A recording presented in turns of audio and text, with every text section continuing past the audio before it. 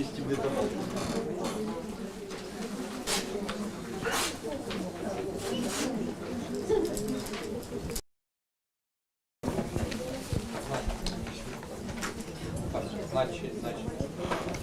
Здравствуйте, уважаемые господа. У меня большая просьба по возможности выключить телефон. Также я хочу сказать, что у нас здесь не только господа, еще госпожи, правильно? И дамы, леди, господа, монсеньоры и так далее. Всех я рад видеть. Большое вам спасибо. Ну, давайте и начнем. Я вас очень хочу попросить, если вам хочется все время кашлять, и вы не можете успокоиться, выходите, потому что я потом получаю письма, там письма с претензиями, надо же, тут вылез какой-то, и там, а там кашель какой-то, уберите того, кто кашляет, что это такое, мы вас сейчас воспитаем и так далее. Сегодня я получил очень интересное письмо, я хочу с него начать. Андрей Андреевич, добрый день. Меня зовут Алена. Чтобы вы понимали, какие я письма интересные получаю. Хочу вам это сейчас прямо вот для всех прочитать. Я представляю интерес одной организации, которая на протяжении 2 лет наблюдает за вашей деятельностью. Хочу сказать, что это не единственные письма, которые я получаю подобного вида. В преддверии президентских выборов в стране, я так понял, в Украине, мы решили с вами установить контакт и предложить взаимовыгодное сотрудничество. Дело в том, что мы активно привлекаем благотворительные инвестиции взамен на помощь, если такая потребуется вам, а она вам потребуется. Мы проанализировали, какой размер налогов вы не уплатили в бюджет последние 3 года вашей работы ТФ, вашей деятельности как руководителя эзотерической школы, а также деятельности общественной организации, доходы, полученные проведением морских курсов, а также реализации семинаров в интернете, какую сумму налогов вы скрыли от государства в части фонда заработной платы за последние 3 года, выплачивая заработную плату сотрудникам офиса и производства.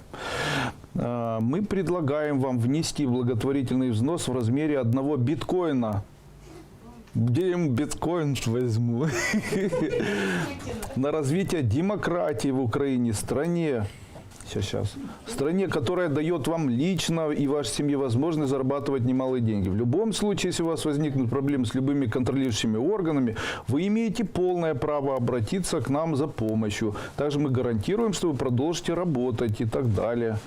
Но в случае отказа и там случае отказа и дальше запугивания. Хочу вам сказать, я знаю, кто пишет мне эти письма, и могу сказать, что это абсолютная глупость, знаете. Почему биткоин? Потому что это так, на дурака, знаете, есть очень хороший анекдот, там говорят так, Андрей, там в ресторане приносят счет за еду, а там написано суши такие, мясо такое, там то-то такое, и внизу написано итого 2000 рублей. После этого человек считает, говорит, ну тут не 2000 рублей, тут всего лишь 1000. Ну, не так, написано итого 2000 рублей, внизу написано получилось-3000 рублей. После этого человек говорит, а как тут итого написано 2000, а получилось написано 3000. Официант достает ручку, зачеркивает получилось и говорит, ну не получилось. Вот то же самое не получилось. Представляете, на дурака. Я хочу вам сказать, что я таких писем получаю в месяц до 30 штук. До 30. Я их получаю не просто одно, я их получаю до 30. Где там рассказывают о том, что все расскажут о предательстве моем, с моей там какой-то там неизвестной там женщины, любовницы и так далее. Когда? Вопрос, друзья мои. Я с утра до ночи сижу на этом месте. Соня, ты веришь в то, что я могу куда-то выходить? Ну да, то же самое я получаю своей жене, там, или предоставив информацию о вашей жене и так далее, знаете. И она письма такие получает, иначе Андрей Андреевич, мы предоставим информацию и там так далее. Какую информацию, хоть бы подумали. Я с утра до ночи перед вами здесь сижу ежедневно вообще. Вон сегодня кто здесь целый день сидел? Скажите, я хоть раз со стула встал, 2 раза. Мне даже поесть некогда выходить вообще. Еще вечером я проведу сейчас вебинар, а после вебинара я поеду домой. Так изо дня в день. Суббота у нас. Мы в субботу лежим. Потому что мы ничем больше заниматься не можем вообще. Почему? У нас мозги закипают, представляете? Потому что если целыми днями с утра до ночи принимаешь людей, если ты целыми днями занимаешься, то суббота, воскресенье у нас семья, у нас столько детей, что нужно думать об одежде, о еде, о там, каких-то там доходы. Не смешите меня, я вас прошу. То, что кажется очень-очень сильно развитым. Какие доходы у меня, если я выложил первую ступень бесплатно? Очень большие, конечно. Конечно, можно сказать, что там доходы и так далее. Ну так пусть приходят государственные органы и пусть меня проверяют. Причем тут человек, который требует 1 биткоин, это там 17 тысяч долларов. Вы представляете, с какой стати, кто ты, зачем им ужас какой, что с людьми происходит? Я хочу сегодня начать нашу тему, которая будет называться «Два пути человека». Первый путь человека – это путь, который всегда наказуем. И второй путь, который всегда поощряем. Эти два пути, они выглядят так. Первый путь – это путь зла и путь разрушения. Вот смотрите, мне разойтись с мужем или найти повод для того, чтобы у нас счастливая жизнь была. Путь созидания – добрый путь. Найти возможности, чтобы жить вместе. Знаете, есть хорошая пословица «ломать не строить». Слышали? Попробуйте дом разобрать. Сколько времени на это потребуется? А потом собрать. Скажите, что сложнее, построить или разобрать? Скажите, когда человек болеет, или сделай так, чтобы человек начал быстро болеть, или быстро умирать, или быстро там портиться, то это, скажите, легко сделать? Конечно, нечаянно поели несвежий продукт, после этого можем лечиться очень много лет. Знаете об этом, наверное, да? Или там небольшая психическая травма, и все тело разрушается. То есть ломать не строить. А вот попробуй потом вылечиться от того, что у тебя такие травмы. На это уходит там огромное количество времени. Согласны с этим? Конечно же, вот я могу сказать, что я небольшой человек, маленький, сидящий в этой комнатке, знаете, и работающий на благо людей уже длительное время. Никто не считает розданные мной продукты. Вот мне бы интересно было бы, чтобы люди мне оплатили. Вот я очень много дарю на протяжении недели продуктов. Получается, на протяжении, там я считал, 8 лет было роздано продукции моей компании на 2 миллиона долларов США. Скажите, почему мне никто эти деньги не оплатит? Ни Украине все равно, знаете, ни людям все равно. Они потом даже не приходят ко мне. Это всего лишь спасибо. Сегодня было 2 человека, которые получили от меня продукции в общей сложности где-то 16 упаковок. Посчитайте, 16 упаковок, даже если товар делается, его стоимость умножить на 2 от себестоимости, то тогда $12 делить на 2, $6. Посчитайте теперь, там, 12 упаковок по $6. Сколько это получается? Достаточно много. А если я это делаю каждый день, то это много? Очень много. Поднимите руки, кому я делал скидки хоть раз. А кому... О, смотрите, все поднимают руки. А кому я дарил хоть раз что-нибудь? Смотрите, это ж ужас вообще. В зале сидит 30 человек, все поднимают руки. А скажите, кому я дарил хотя бы раз какую-нибудь ступень или семинар? Смотрите нас как много. Катастрофа. Это что я делаю, друзья мои? Вы представляете, я сел заниматься бизнесом, вы представляете, и делаю все наоборот. Я дарю, помогаю, сижу с утра до ночи, и потом какой-нибудь человек такой находится, который обязательно... Почему никто мне не говорит и не пишет слова? Огромное спасибо, маму помогли, мы будем вас защищать.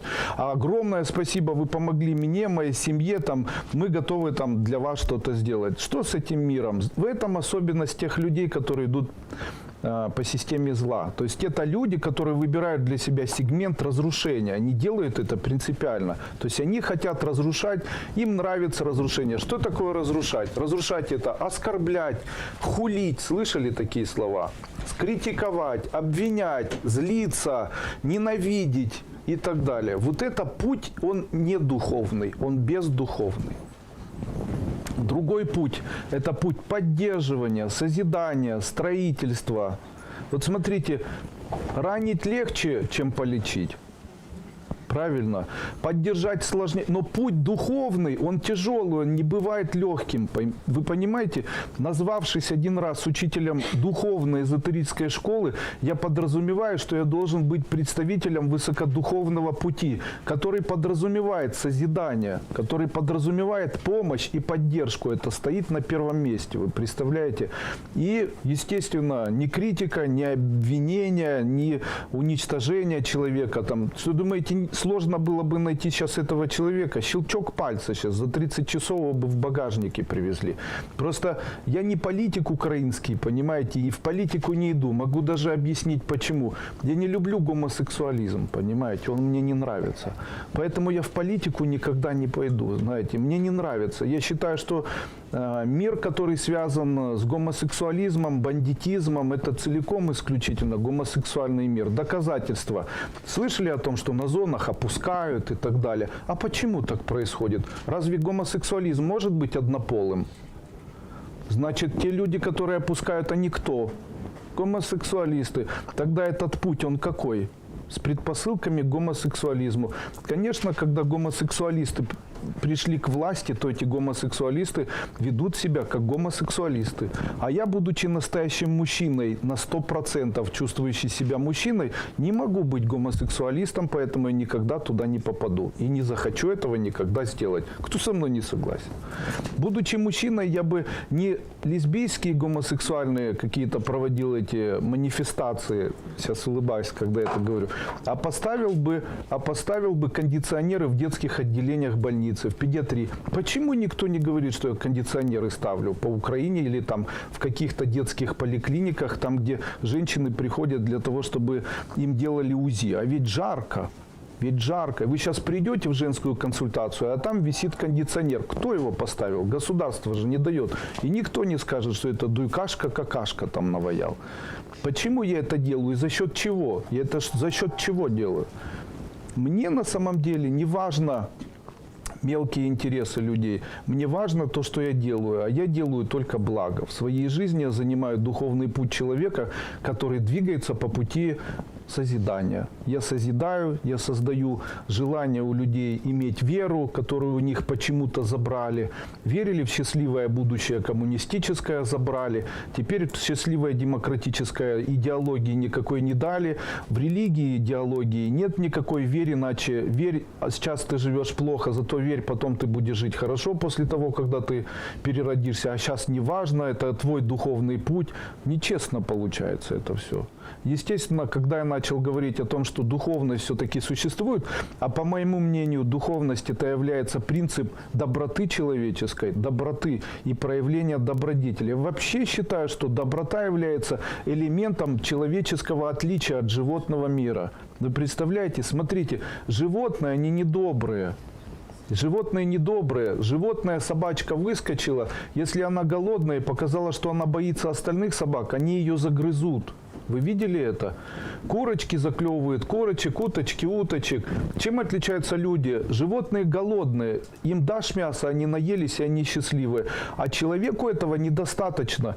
Не дайте человеку чувствовать и давайте ему, чтобы он кушал, там, питался и все остальное делал, чтобы он был дивергентом или дивергировал, был бесчувственным. И этот человек не сможет никогда быть счастливым. Он не сможет, он не найдет свое счастье. Почему? Человеку необходимо душевное тепло. Он хочет о ком-то заботиться, он хочет кого-то обнимать, он хочет помнить, как у него рождались дети, он хочет эти маленькие рожки, тьфу ты, ножки, да.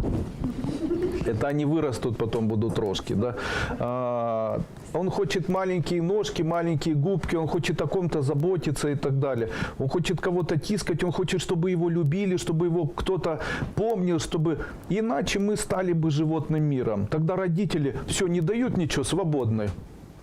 Все, тогда нужно что? Газовые камеры для родителей, газовые камеры для неудачных детей. И после этого зачем они нам нужны? Правильно? Это бесчеловечно. Я призываю к высокой духовности. Высокая духовность, она подразумевает искреннюю и бесконечную внутреннюю доброту человека. А внутренняя бесконечная доброта человека – это то, что делает человека по-настоящему человеком. И это значит не обвинить, не раскритиковать, не плюнуть в сторону человека, не отнять. Понимать, что у каждого человека есть шанс совершать ошибки. Понимать, что каждый человек может иметь какие-то трудности. Но иметь веру, именно вера позволяет человеку достигать чего-то. Почему у меня это получилось сделать? Потому что у меня есть вера, вы представляете? Я верю, что все будет хорошо.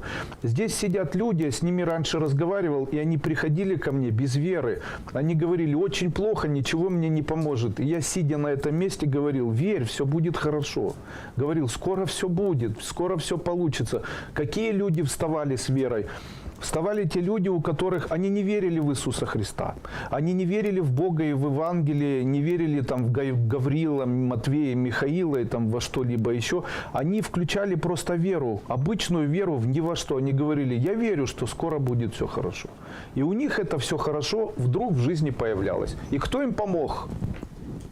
Он помог, вы представляете, потому что его ухо все слышащие, а ваша вера все воспринимающиеся. Но не нужно становиться животными людьми, нельзя становиться животными. Человек не должен за счет других людей становиться богатым. Это все карается потом. Дети болеют, потом дети детей болеют, потом дети инвалидами рождаются. Все равно ваши дети, это же род, он в дальнейшем будет неоткупаем. Почему я говорю, не стоит заниматься родовыми практиками? Нельзя откупиться от грехов, которые там были. Почему? Потому что кто-то был жутким подлецом, который вот так письма писал и после этого что-то гадкое совершал. Потом откупиться от этого невозможно, пока человек в своей жизни просто не откупится сам. Чем? Болью, потом, кровью, разочарованиями и так далее. Что делает человека счастливым? Его делает только весы судьбы. С одной стороны весы судьбы, с одной стороны накапливается хула, а с другой стороны хвала. Если человек хвалит других людей, он становится абсолютно счастливым. Если хулит других людей, абсолютно несчастным. Что необходимо делать человеку для того, чтобы он был богатым и счастливым быстро? Эзотерика, она связана вот с чем. Смотрите, богатый, радостный, ему не о чем заботиться, а бедный, несчастный все время страдает. Тогда, если слагаемое выбросить богатство, то что остается? Радость равняется несчастью. Тогда что нужно сделать для того, чтобы быть богатым? Радоваться почаще. У вас нет работы, нет семьи, вы не знаете, чем заниматься, все очень плохо. Задайте себе вопрос, когда вы радовались? Никогда. Что там лежит на весах? Где там радость? Она там накопилась? Кого вы хвалили? Где вы радовались? Как весы могут на одну сторону передвинуться? Где там радость? Улё, где она? Почему люди этого не понимают? Я вновь и вновь с одного на другой вебинар это говорю. Я не обвиняю людей. Я просто еще раз хочу доказать это. Человеку необходимо только два качества развить. Первое, развивайте радость, всегда будете благополучными и богатыми. Второе, развивайте возможность хвалить других людей, всегда будете благополучными и счастливыми. Накапливайте на чаше весов это счастье своей жизни. Пусть ваши дети за счет этого будут богатыми, счастливыми и везучими. Вот она, формула абсолютного везения. Эта формула абсолютного везения – это два компонента. Радуйся тому, что вокруг тебя происходит, хвали тех людей и тот мир, в котором ты живешь. Равняется абсолютное везение. У вас этого нет, очень зря, у вас есть все шансы, чтобы это было. Когда вы радуетесь, недостаточно смеяться. Я радуюсь, ты радуюсь, да радуюсь.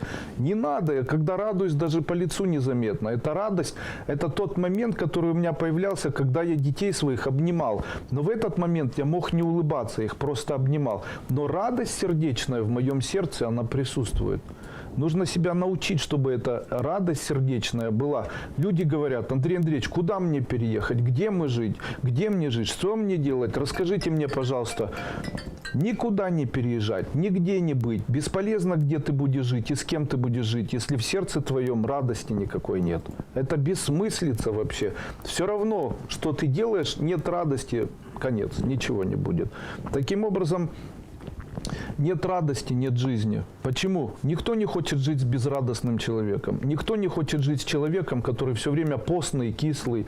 Никто не хочет жить судьей. Когда человек выбирает себе типаж такой, он говорит, я судья, я должен во всем разобраться и всех отсудить. Дуйко плохо, вот это плохо, смотри на меня, вот это плохо. Что с миром произошло? Оказывается, быть алкоголиком, который приходит на работу с поломанной ногой, с выбитой челюстью, бывший наркоман с перегаром, и после этого говорит о том, что он не может работать, у него депрессия, и там его все жалеют. Говорят, вот несчастный, ему нужно помочь, он хороший мужчина, давайте ему поможем. Но стоит стоит тебе одеть золотые часы, ездить на дорогой машине, иметь хорошую жену, в этот момент ты автоматически становишься сволочью.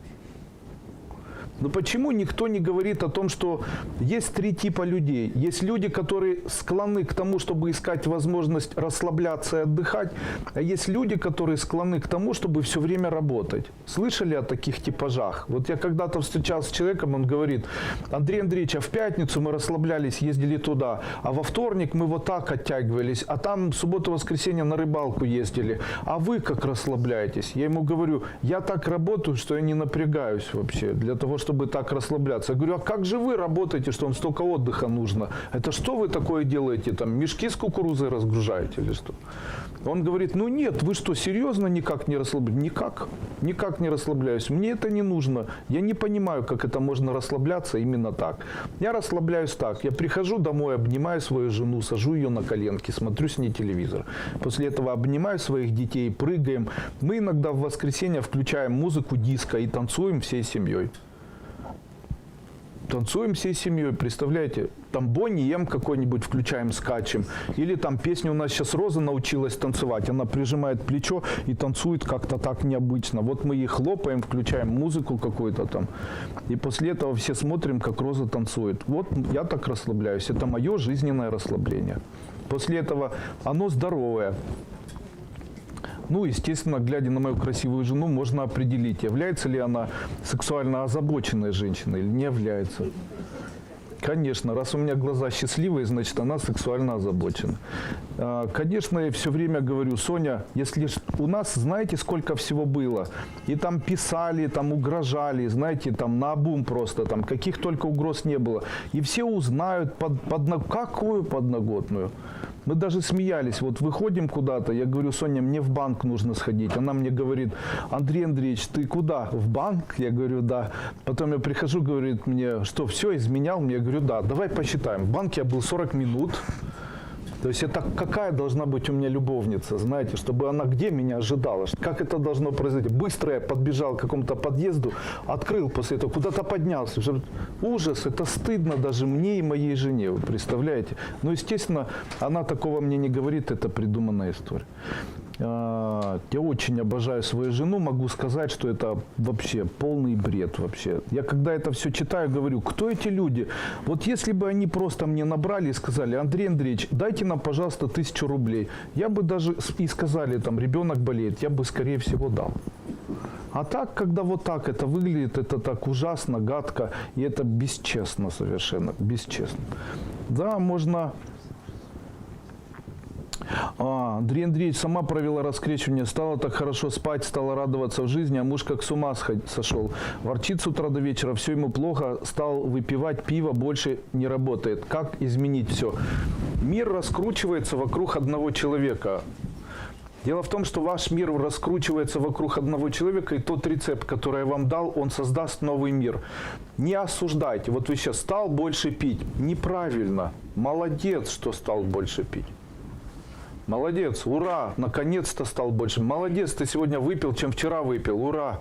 Наконец-то твой желудок смог больше переваривать пиво. Старайся, и завтра я тебе могу еще бутылку купить. Берегите себя, когда вы видите, что кто-то напился, и вы ему не даете пить. Купите ему бутылку, пусть подавится, понимаете? Почему? Дайте ему счастье, будьте тем человеком, ломайте свои персональные программы, пусть они вас не мучают. Не будьте злодеем для этого человека, будьте наоборот. Напарником, собутыльником, но только не пейте при этом. Говорите: вот молодец, я тебе пиво поставила, вот пей. Он же долго не сможет. Если вы захотите это делать, он перестанет это делать. Почему? Вы больше не раздражаетесь. Когда никто не раздражается, то это никому не интересно. У меня было так. Я жил с человеком, который все время цокал там. И плямкал. После этого я все время говорю: хватит цокать, хватит плямкать, хватит. Потом махнул рукой. И после этого решил для себя, что мне больше это не беспокоит. После этого перестал обращать внимание. К моему удивлению, он перестал и цокать, и плямкать. Но почему? Потому что у нас есть такое правило. Если один человек, пустой стакан, раздражается на то, что другой полный что-то делает, то полный будет все время выливать в пустой. Правильно? Тогда самый простой способ, что научиться делать? не обращать внимания, понимаете, не обращать внимания, измениться прежде всего самому. Я вообще хочу сказать, что позиция человека-судьи, она очень опрометчива. Если вы живете с позиции судьи, вы не будете никогда счастливыми людьми. Судья – это тот, кто все время кого-то комментирует и критикует. И это неправильно, это плохо, это нехорошо, и вот эти такие, и муж не такой, и дети не такие. Никто с судьей жить не хочет. Получается, если ты судья, то весь мир вокруг тебя подсудимый. А если ты судья, а мир подсудимый, то ты в конце концов будешь за решеткой. Почему? Тебя нужно куда-то отделить. И вот так люди попадают в свой персональный, персонифицированный, аморфный, ничего не происходящий мир, в котором ничего совершенно не происходит. Но начните радоваться. Как выбирать вообще? Вот женщина обратилась ко мне, говорит: Андрей Андреевич, как мне выбрать? Я живу в квартире, наша квартира большая, живу с ребенком в этой квартире, но живу с мужем, мы с ним встречаемся иногда, между нами интимных отношений нет, и между нами постоянно какие-то там стрессовые ситуации происходят. Андрей Андреевич, что мне делать? Я не могу себе позволить съехать от этого человека и полноценно жить. В этом слове всем, в этом предложении слово «полноценно» больше всего не подходит. Почему? Но она живет уже неполноценно. Она встречается, ругается, у них постоянно конфликт, он постоянно выпивает. И ее идея о том, что ей необходимо съехать от этого мужа и жить полноценно, она хорошо. Почему? Если есть выбор выбирать страдания физические, если есть выбор выбирать страдания сердечные, выбирайте в сторону физических. То есть неполноценно живи, в конуре у собаки живи, рядом с будкой живи, как угодно живи, но чтобы в сердце было тепло.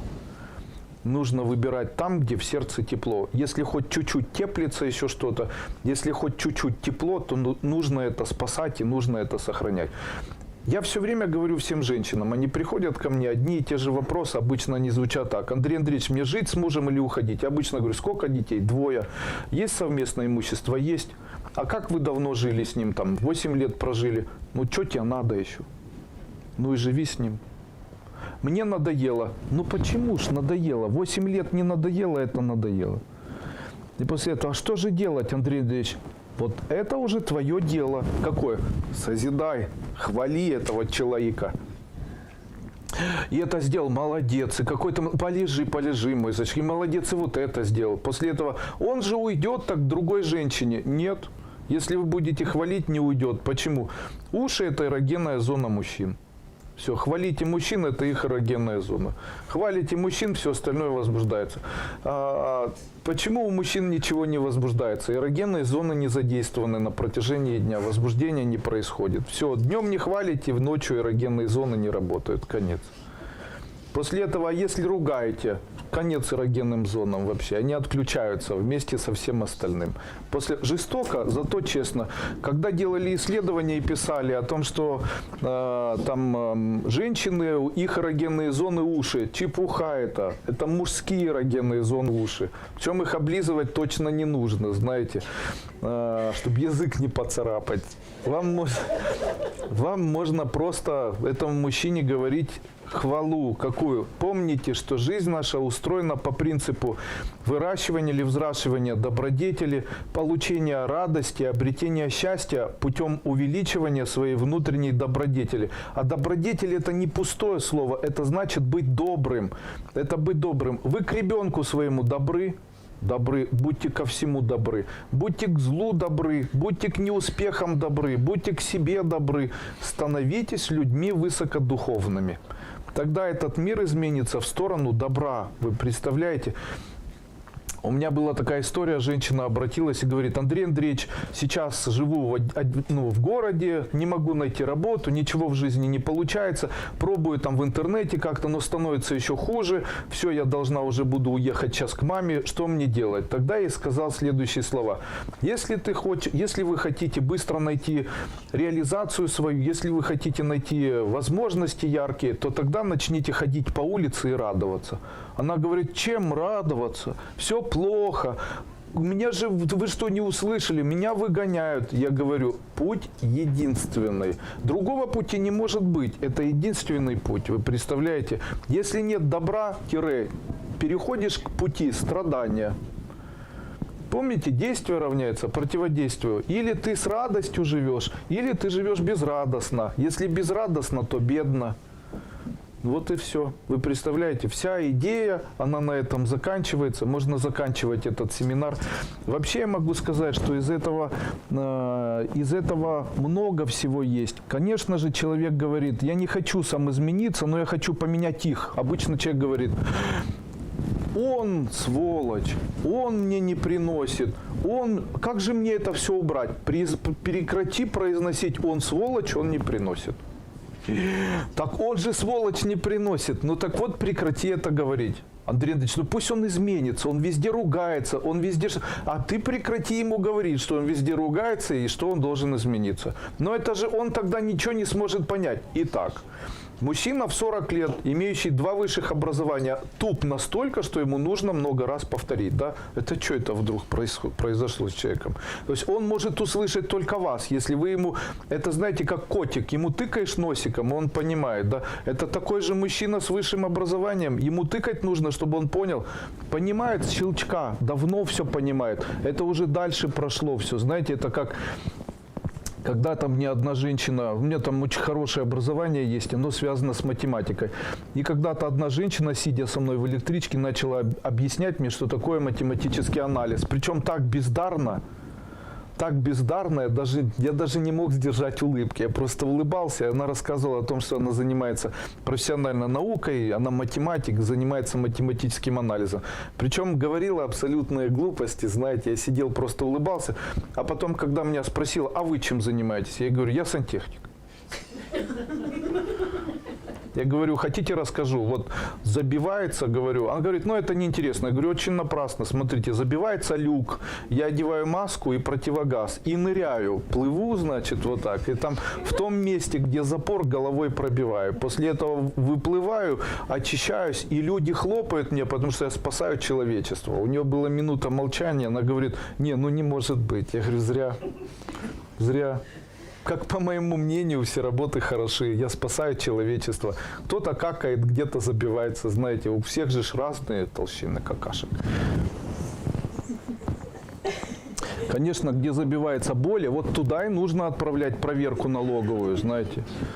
Как делать налоговую проверку? В каком районе чаще всего дом забивается, там и нужно проверять. Там и нужно... Что там, Соня?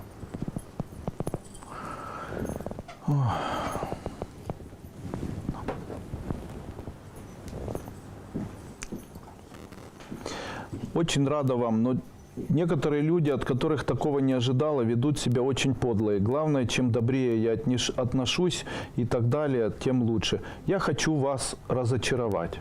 Я вас хочу разочаровать вот в чем. Оказывается, те люди, которые ведут себя подло, они и будут себя вести подло до того момента, пока вы будете обращать внимание.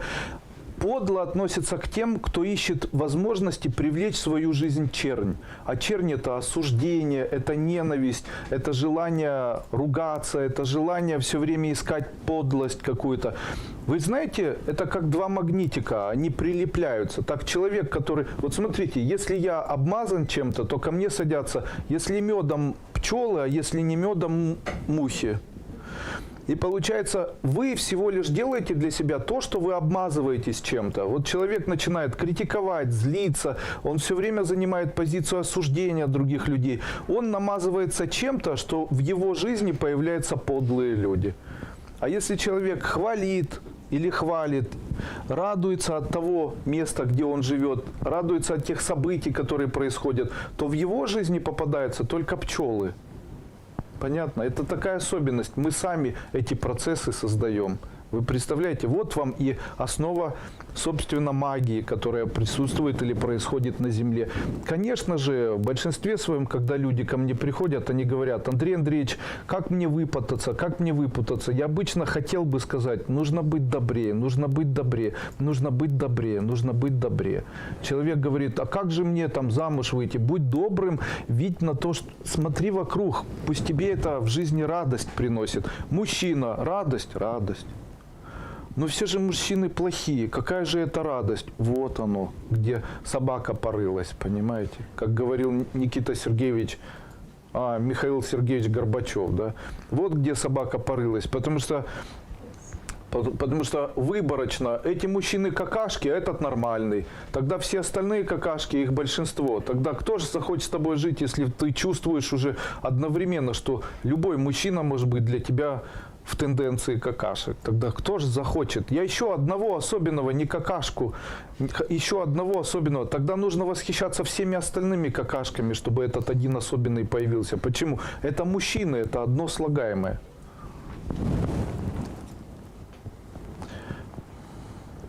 Подскажите, как и куда применить первые заработанные в новом бизнесе деньги? Работа дома, пошив свадебных платьев. Очень красивый бизнес.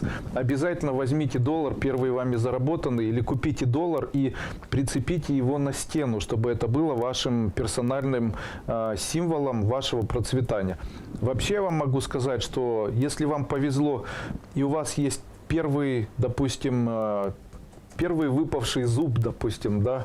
Если у человека первый выпавший зуб, он имеет магическое свойство. Если у ребенка выпал зуб, не выбрасывайте, сделайте из этого зуба талисман, так чтобы он был в каком-нибудь чехольчике. Оденьте на ребенка, это будет самым мощным оберегом везения для этого человека в его жизни. Не бывает круче оберегов. Также в случае, если вы сами одеваете такой талисман в виде оберега, то этот оберег защищает больше всего остального. Кстати, именно такой оберег можно только от родных детей. А то сейчас начнете выбивать чужим детям.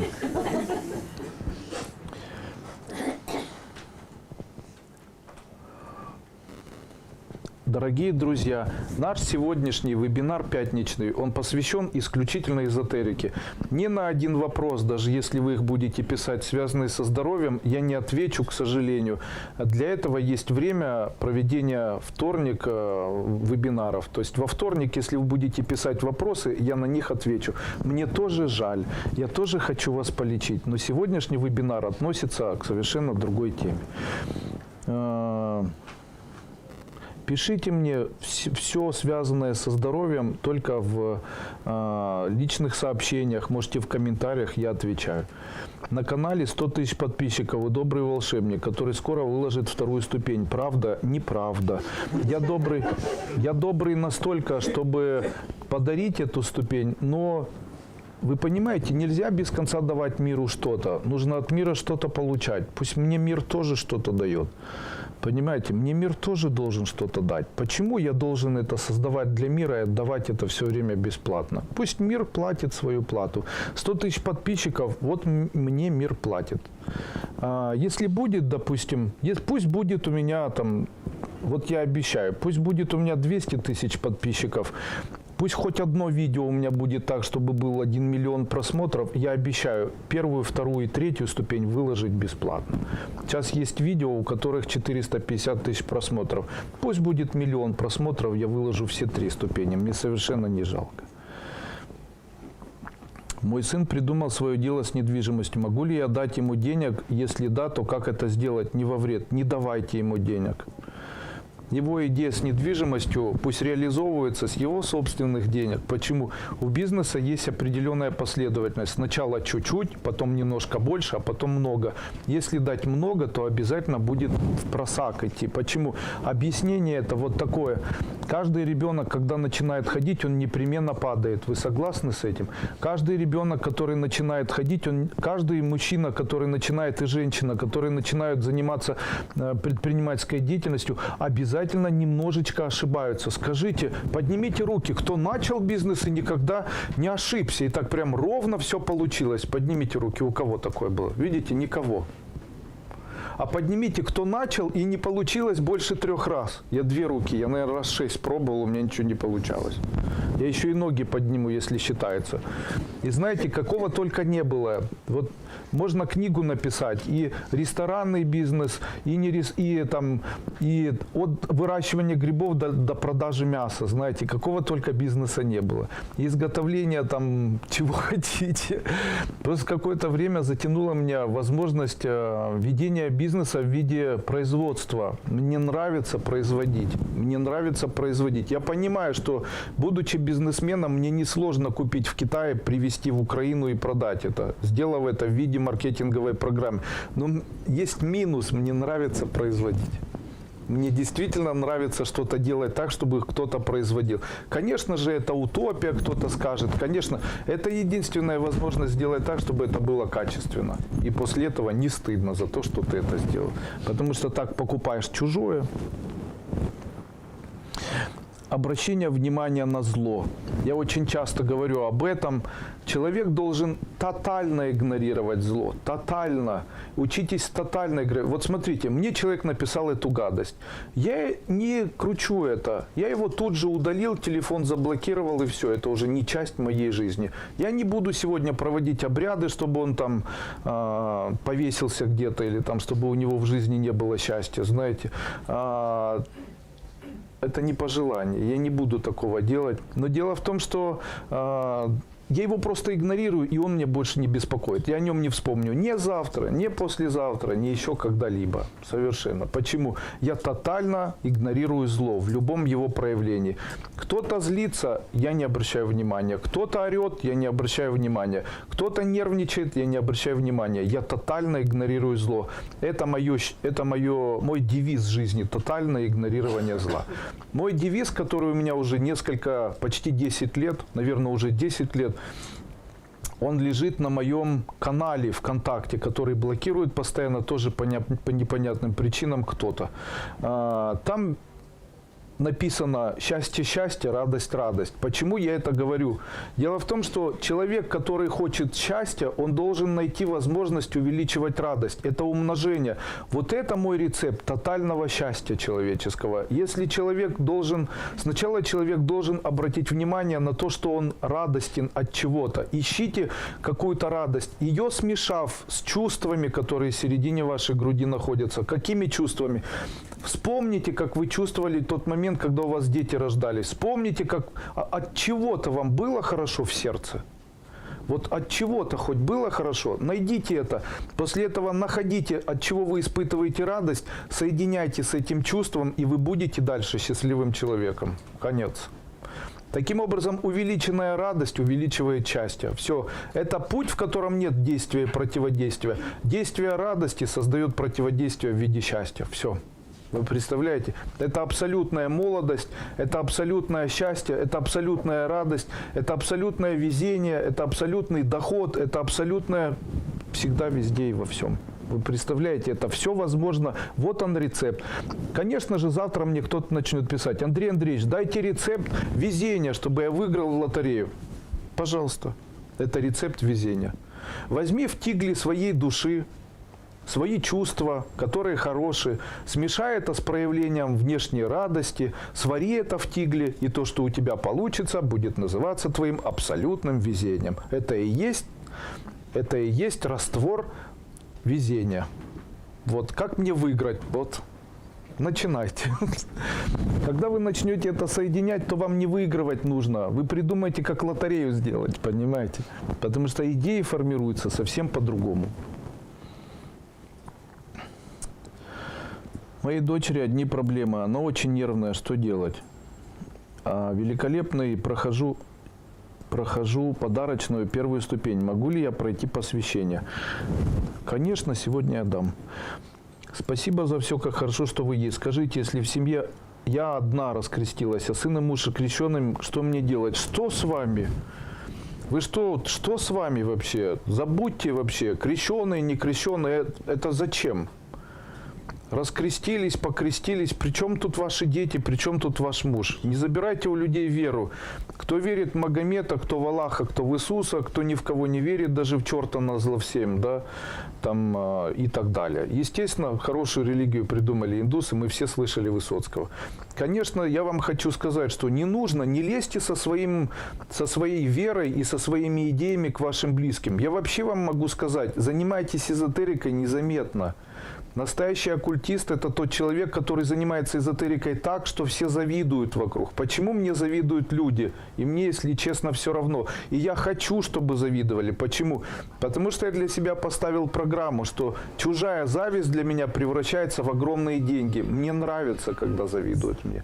Именно поэтому я ношу лаковые туфли, дорогие часы и красивую одежду. Почему? Мне нравится это. И я хочу, чтобы жена носила дорогие украшения, чтобы одевалась хорошо хорошо и так далее. Почему? Пусть завидуют, я богаче стану. Пусть завидуют, я буду более счастливым. Пусть завидуют. А если кто-то что-то делает, низкий поклон. Я даже говорю все время, делайте, я с удовольствием это приму. Даже ученикам говорю, говорите, Андрей Дуйко, прими там каку какую-нибудь. Почему? Я так становлюсь богаче. Дело в том, что люди разделяют все добро на зло. А я считаю, что проявление ненависти к другому человеку – это проявление всего лишь извращенного состояния любви. А к кому течет любовь, к тому текут и деньги. Это правило в эзотерике. Поэтому, если кто-то ненавидит меня искренне, низкий поклон. Чем больше ненавидит, тем я богаче стану. Пожалуйста, пусть с удовольствием это делает. Поэтому я так в жизни живу и никогда от этого не потерял. Будучи публичным человеком, зарабатывать стало легче. Почему? Много находится людей, которые меня ненавидят. Большое им за это спасибо. Подскажите, что происходит, когда регулярно появляется ощущение волосинки или нитки между пальцем и мизинцем безымянной на правой руке? Это говорит, ну договаривались же. Это говорит о том, что у вас, скорее всего, есть неврологические проблемы, связанные с электрической проходимостью позвоночника. То есть там, скорее всего, есть ущемление или протрузии, может, листоз, кифоз. Добрый вечер. С Днем Учителя. Вас долгих лет благополучия. Посоветуйте, пожалуйста, понедельник. Буду смотреть для покупки квартиру. Там конкурс, кто больше заплатит. Мне подходит, но боюсь, перекупят. Приходите и не верьте этому. Приходите и не верьте этому. Вот тот, кто создает вот такие перекупки, да, или кто создает такой конкурс, это обычно люди, которые похожи на меня. Почему? Они целую ночь думали, как же сделать, и потом делают типа ажиотаж. Зина, вы занимаетесь недвижимостью, вы хоть раз ажиотаж в своей жизни видели? Нету Зины здесь? Да, видели? То есть прямо очередь стояла и кричала, мы перекупим? Да. Это правильный маркетинговый ход, наверное. Наверное, 3 человека, которые хотели перекупать, были наняты таким человеком, как я. А 4-й, который хотел перекупить, и был тот человек, для которого этот цирк весь устраивался. Конечно же, не хочется об этом сейчас говорить. Это такой ажиотаж. Естественно, вы хотите квартиру продать, говорите, у нас ажиотаж, у нас люди стоят, очередь стоит. Просите брата и сестру, чтобы они этот ажиотаж сделали. И после этого они говорят, а я 200 тысяч, 300, 500. После этого главное не спугнуть клиента, знаете. После этого, а вы сколько можете, сколько ваш максимум? Придите и скажите сразу, мой максимум, который я могу заплатить, вот такой-то, такой-то. Если у вас ажиотаж закончится, то тогда звоните мне, и я приду и будем совершать покупку. После этого, когда они вам позвонят, скажите, я уже столько не могу заплатить, я могу заплатить на 5000 меньше. Если хотите, то я тогда приеду. Понятно, да? Потому что если вы откажетесь, скажете, я могу заплатить столько-то, столько-то и уйдете, то вам, скорее всего, перезвонят эти люди и скажут, хорошо, мы согласны по этой цене. А вы скажете, а я уже не могу. Я уже внесла предоплату из этих денег, там, $3000, 5000. После этого купите как положено. Это знаете, как называется? Это называется разведка равняется контрразведка. Понятно?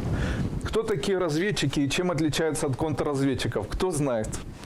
Рассказываю. Разведчик – это тот, кто ищет секретные тайны. Контрразведчик – тот, кто ищет не секретные тайны, а разведчика.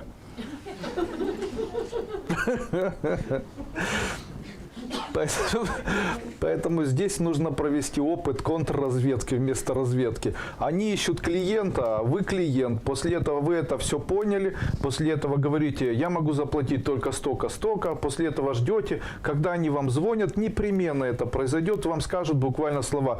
Клиент отказался, можно купить, но цена такая. Скажите, я могу заплатить цену, ту, которую я говорила, но минус $5000 или минус 10 тысяч. Если нет, ну тогда я уже там нашла себе другое место. После этого за вами останется. Это, знаете, есть такое понятие, мне когда-то один мужчина, Боря его зовут, рассказал об этом понятии. Он говорит, мы так хитрили, что сами себя обхитрили. Знаете, это такая особенность есть тоже. Мы так хитрили, что сами себя обхитрили. После этого такое было, когда торговали, обхитряли, какие-то схемы рисовали, в итоге напродавали столько, что остались столько же должны, знаете. Говорю, как-то мы запутались, знаете, в этом. Такие схемы были красивые, на доске прямо писали. Потом, когда все схемы эти были исполнены, оказалось, что мы еще столько же должны. Я говорю, надо же, хитрили, схемы рисовали, лучше бы одному продали, это бы все закончилось. Люди, не надо сами себя перехитривать вообще. Видите, обычно на каждого разведчика обязательно находится контрразведчик какой-нибудь, понимаете? Так когда-нибудь нарветесь. У меня была ситуация, приехал мужчина Виталик и ремонтировал мой магазин. И они пили 3 дня, там эти ремонтчики, я не знаю, с радости, наверное, что им предоплату заплатил. А потом в последний день они такие стояли с перегаром, уставшие. Я на них смотрю, говорю, сегодня у нас день расчета. Я говорю, сколько я вам должен? Он говорит, должен там столько денег. Я говорю, давай сделаем мне скидку. Он говорит, ну хорошо. Смотрю, что ему плохо. Говорю, давай еще мне скидку сделай. Он говорит, давай, хорошо, еще скидку. Я говорю, а еще сможешь? Он говорит, нет, я уже не могу. Я говорю, ну хорошо, на тебе деньги эти. Он взял эти деньги, насупился и уехал. Потом, как только Виталик уехал, я на протяжении дня этого и следующего попал на такое большое количество, на такую огромную сумму. И эта сумма, вот Виталику не доплатил, допустим, $3000, а попал на сумму в 30 тысяч. Ну, я утрирую. На самом деле было гораздо ниже суммы. То есть Виталику не доплатил 3 рубля, а попал на 30 тысяч рублей. То есть это где-то вот так выглядело.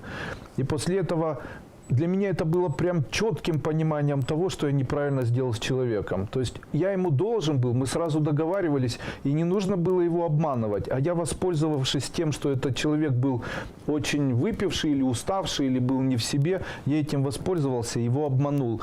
Обманул в итоге, сам получил, представляете? Я этому Виталику потом перезвонил и говорю, Виталий, я хочу с вами встретиться, мы все-таки договаривались о другой сумме, я хочу вам эти деньги отдать. Он говорит, такого в моей практике еще ни разу не было. Я с этим человеком дружу до сих пор. Почему? Договорился, правильно, неправильно, заплати, а потом уже ругайся. У меня так было, потолок приклеили. Я договорился, потолок приклеите, я с вами рассчитаюсь. Потолок приклеил, и я захожу, и он отпал. После этого я говорю, у нас потолок отпал. Ну, не весь, там кусочек откуда-то. Я говорю, он говорит, нет, мы ни в чем не виноваты и так далее. Я говорю, хорошо, идемте в кабинет. Сели, я говорю ему, я рассчитываюсь с вами и плачу вам за вашу проделанную работу. Теперь это на вашей совести. Это теперь меня не касается, это теперь на вашей совести. Хотите, уходите, хотите, делайте. Все, конец. После этого он деньги забрал и еще неделю ремонтировали, потом ходили. А как можно было бы сделать? Я бы мог сказать, я не заплачу, пока вы не переделаете. И они бы боролись со мной, понимаете? Почему? Потому что он пришел такой напряженный, увидел отпавший потолок, знаете, такой напряженный стоит. Я ему говорю, потолок отпал. Он говорит, обалдеть, как это влажность может? Я говорю, да я знаю, что он отпал там. Он говорит, и что делать будем? И аж напрягся весь, знаете, ему деньги нужны, он быстро работал.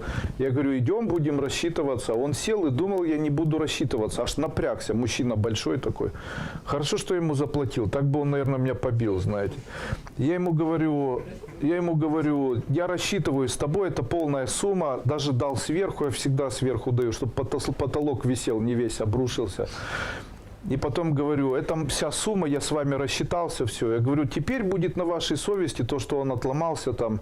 Он говорит, ну, конечно, мы все сделаем, Андрей Андреевич, вообще не переживайте, все, по-другому разговор был.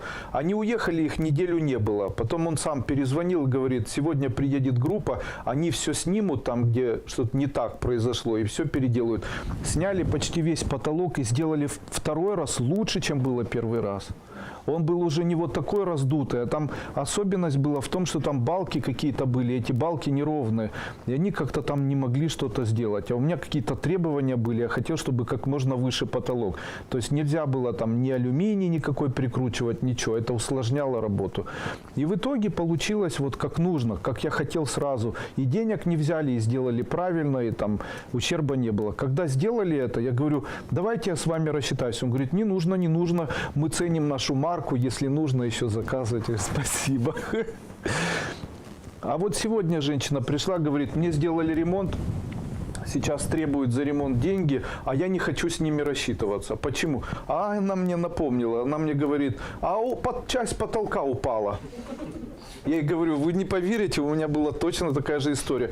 А теперь, почему вы спустя годы попали ко мне? И у меня одна и та же история, и у вас одна и та же история. Почему? Чтобы я вас научил, потому что это у меня прожитая история, я ваш учитель. Она говорит, я внимательно слушаю. Спорим, вы сейчас с ними не хотите рассчитываться? Да, не хочу, да, сволочи. Их вообще сволочи.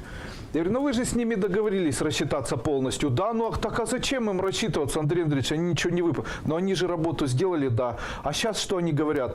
Ты должна рассчитаться. Это твоя проблема была, там, контролировать влажность и все остальное. Я говорю, ой, одна и та же история, надо же. Я говорю, только наша история отличается тем, что я с ними рассчитался, они пришли, доделали.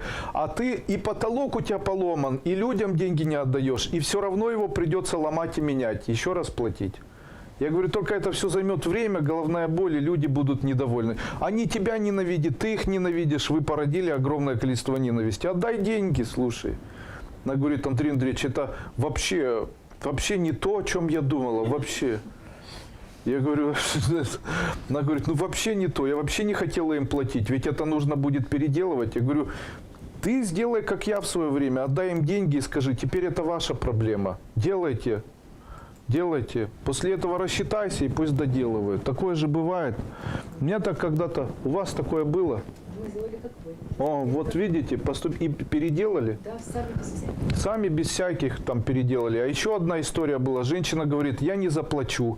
И после этого те люди, которые делали ремонт, взяли и высыпали ей в трубу, в унитаз мешок цемента и слили воду, и все. После этого все работает, через неделю не работает. После этого ужас какой-то был. А еще и дом частный, вы представляете? А там такие полы были из такого дорогого материала, 1 метр квадратный, 400-500 долларов, знаете. И после этого ломали там все эти утепленные полы, рыли ямы, вновь доставали трубы, катастрофа. А сколько не доплатила? 100 долларов. Она говорит, Андрей Андреевич, 100 долларов не доплатила, так они мне мешок цемента замуровали, сволочи, уехали в Киргизию. Я говорю, правильно сделали. Брат грозится продать квартиру, где мы живем, она стоит копейки, наполовину нечего купить. Избил за сектантство, будет он что-то делать против меня. Не думайте о брате, хвалите его. Когда он придет, скажет, я хочу продавать квартиру, говорит, хорошо, давай. Вообще я вам могу сказать, что любая война заканчивается с момента вашего согласия. Мы будем тебя убивать. Отлично, давайте. После этого не ведется клиент. Будем уничтожать. Хорошо. Начнет бить, говорите, о, бей меня, ты мой господин, я сделаю для тебя все, что захочешь. Не бойся, ударь меня сильнее. И после этого все. Если вы еще глаза закатываете, говорите, о, как нравится, давай, я наслаждаюсь. То на этом все закончится. Почему? Этот тоталитаризм, он заканчивается в этот момент. Представляете, тоталитаризм заканчивается в этот момент.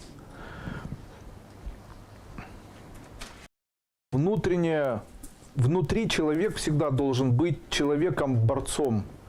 Человек в середине себя по отношению к себе должен быть борцом. Как возникают болезни, как появляются неприятности?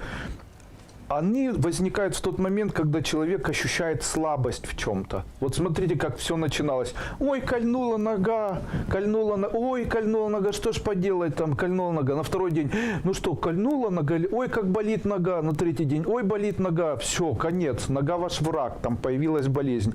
Вы к этой ноге проявили слабость.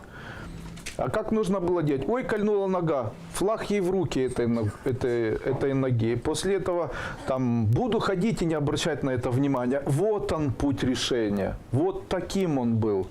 В тот момент, когда человек, слабость – это пропускной элемент ваших неприятностей. Как проявляется у человека неприятности в жизни? Вот смотрите, я не проявил слабость, заблокировал человека, у меня никогда с той стороны никаких неприятностей не возникнет. Никогда. Почему? Я тотально это игнорирую, мне все равно. В случае, если бы я проявил, а можно вот так, а давай, все, я уже на удочке, понимаете? Все, меня можно мучить, шантажировать, издеваться и так далее. Я также поступаю с болезнями. Когда я в свое время начал чувствовать, ой, это болит, да все равно, болит, проболит. После этого что болит? Все у всех всегда болит. Я даже Соне когда-то говорил, раз болит, значит живой, все в порядке. А так утром проснулся, тишина, темно, и после этого ничего не болит, считай, что в гробу проснулся, знаете, ужас какой-то. Хай Бог милует, как говорят в Украине. Конечно же, могу сказать, что если где-то что-то болит, не проявляйте слабость. Какую от вас ждут слабости? Как научить детей, чтобы их в школе не били? Хотите, расскажу? Не заставляйте детей быть агрессивными. Их жизнь научит агрессии и так. Но учите их быть бесстрашными. Трусость – это слабость, а бесстрашие – это сила. Понимаете? Бесстрашие. Даже бить, даже если бьют, то делай лицо бесстрашного человека. Все равно делай лицо гордого, бесстрашного человека. После этого уйди с гордо поднятой головой, и после этого тебя начинают бояться. Почему? Тебя бьешь, а ты крепчаешь. Как сволочь. Понимаете? Не проявляйте слабость, не рассказывайте о слабостях, не делайте себя слабыми. Слабость – это та мембрана, через что проходят все неприятности и заболевания в человека. Со слабости начинаются. Как сделать человека слабым? Запугать. Вас запугали, кинули, сделали вас слабым, все, вы стали человеком, на которого можно влиять. Я обычно говорю сильным мужчинам, я говорю, не проявляйте слабости по отношению к себе, не проявляйте. Плохо вам, сцепите зубы, работать. Я когда-то говорил, я проходил курс химиотерапии, решил провести морской курс школы Кайлас. Это 8 лет назад было. Это был один из первых курсов. Когда ехал, очень сильно тошнило, болела 12-перстная кишка, там язвенный колит был. При этом очень болели ноги, очень себя плохо чувствовал. Это были там очередные приемы препарата химиотерапии. Целую ночь ехал, приехал утром, договорился с человеком, он не организовал. Пришлось искать то место, где мы бы могли проводить там на улице эти занятия, а также в помещении, начал искать директоров. В это время чувствовал себя так плохо, насколько это можно было быть. Но я делал так. Когда болели суставы, я сцеплял зубы и бежал. Когда болел живот, я не обращал внимания аж до слез, вы представляете. И после этого морской курс закончился, и после этого здоровье начало улучшаться. Почему? Когда ты долго не обращаешь внимания, это тебя не беспокоит. Как научиться вопрос, если оно очень сильно болит? В этом случае помогает ваша вера. Вы представляете? Чем отличаются люди неверующие от людей верующих? Вот смотрите, если ты умираешь и умрешь на 100%, то тогда тебе тяжелее, чем умирая верить, что еще может быть хорошо. Таким образом, когда ты еще веришь, что все может быть хорошо, это хоть какая-то надежда, это как ступенька, ты за нее держишься. В надежде умереть легче, чем умереть без надежды. Я не завидую людям, неверующим ни во что. Почему? Они лишают себя надежды на облегчение страдания. Понимаете, они лишают себя надежды. Люди, которые немного хотя бы верят, у них есть надежда. Именно поэтому я не противник никакой совершенно веры. Почему? Любая вера, которая дает надежду человеку, она имеет право существовать, если она дает надежду. Пусть надежда будет. Таким образом, человек говорит, скоро я выздоровлю, мне Бог поможет, там, Иисус Христос, там, или Аллах, или еще кто-то. Конечно, пусть у них эта надежда будет, пусть Он поможет. И в последнюю минуту Он протянет руку. Все в порядке. Пусть будет так. Спасибо вам большое. Бизнес-сетевой G-Time. Шунгитовый получится у меня приглашать вступить в VIP-программу. Господа, вот у нас Камила Хусаинова. Можете вступать в ее S-Time Шунгитовый бизнес, пожалуйста. Получится. Шунгит хорош. Шунгитовое мыло лечит псориаз. Вот если бы вы вот так написали, шунгитовое мыло лечит псориаз, вступайте ко мне за шунгитовым мылом, тогда бы вы нашли кучу клиентов. Это единственное мыло, которое официально доказанный эффект имеет, как лечение аллергии и псориаза. То есть это мыло, которое, по идее, это я так читал недавно статью такую, по-моему, на немецком каком-то сайте, где они описывали о том, что были проведены исследования там шунгита, который лечит псориаз. Ну, видите, раз немцы не обманывают. Это если бы исследования провели в моей стране, то я бы еще сомневался. Уже 17 лет моя жизнь идет кувырком. Что делать? Дорогие друзья, давайте еще раз расскажу эту идею. Она очень легка. Давайте еще раз скажу. Счастье равняется радость. Что делать, Андрей Андреевич? Что делать? Что делать звучит так. Старайтесь на протяжении дня найти радость в жизни, чтобы обрести везение. Ищите радость, соединяйтесь с чувствами в своем сердце, обретете везение. Везение – это когда нет работы, есть работа, нет поросят, родились поросята, нет детей, забеременела. Это радость, понимаете? Люди не понимают, что радость равняется везению. Почему люди везучие? Потому что когда вы были девочкой и смеялись, как лошадка, знаете, то все вам приносило радость. Бабочки. Мужчины становятся богаче, если их женщины радуют. Поэтому мужчины, они не могут обращать внимание на весь мир. Мы не понимаем, как можно радоваться стенам, стеклам, там еще чем-то, или еще чему-то. Мы можем радоваться женщинам. Смотрим, она красивая, радуемся. Другая красивая, тоже радуемся. Понимаете, дети растут, радуемся. А у женщин радость более глобальная. Женщины, хотите быть очень богатыми людьми, и чтобы вашему мужу везло, радуйтесь тому, что вокруг вас находится. Мужчины, хотите, чтобы в жизни везение было, радуйтесь, что рядом с вами женщина находится. Таким образом, жизнь может измениться. По поводу хаяния родителей. Если мужчина говорит, что теща плохая, жена в его глазах становится страшной. Это правило такое. Мужчины, не совершайте ошибку. Относитесь к тещам хорошо, тогда ваша жена будет всегда красивой. Наоборот, создайте культ личности. Мама, она такая хорошая, она самая лучшая, она самая умная, она самая там еще какая-то. Все, ваша жена в ваших глазах никогда не постареет.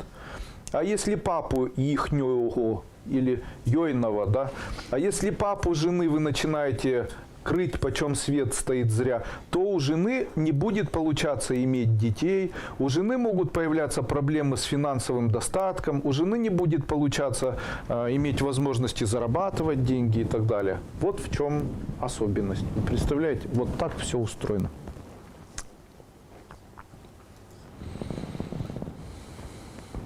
Андрей Андреевич, вы правду говорите. Сколько раз моя мама говорила, продам все, уеду жить в лес. Я после этого говорю, хорошо, делай, что хочешь. После этого она успокаивалась. Конечно. Есть примета. 3 свечи на стол не ставить к покойному в доме. По незнанию поставила 3 церковных свечей на стол. Как отвести беду? Похреститесь и поплевать во все стороны света. Только не вверх. Потому что на себя падает все. А так все, свечки покрестить, в церковь отнести, поставить у разных икон. Гавриила, Михаила и Матвея. А если враг, то его свечу поставить возле головы Иоанна Предтечи и сказать, как у тебя, подлюки, в церкви находимся, да, называется. Как религиозные элементы или религиозные артефакты могут принести зло? Скажите мне, я что-то этого не могу понять. То есть религиозный артефакт, свеча, есть религиозный артефакт, там икона, есть религиозные артефакты. Они сами под собой подразумевают добро, понимаете? Это не может человеку делать зла никакого. Хоть закопайте эти свечи, хоть там что угодно, хоть их как свечи ставьте. Но это ничего никогда никакого зла не принесет. Это такая особенность. Все, что связано с религией, оно не может человеку зло приносить. Если только религия не приносит зло и не не заточена на то, чтобы зло создавать. Конечно же, можете сделать для себя святые мощи, там, любимого человека, дома их хранить. Скажите, это будет хорошо или плохо?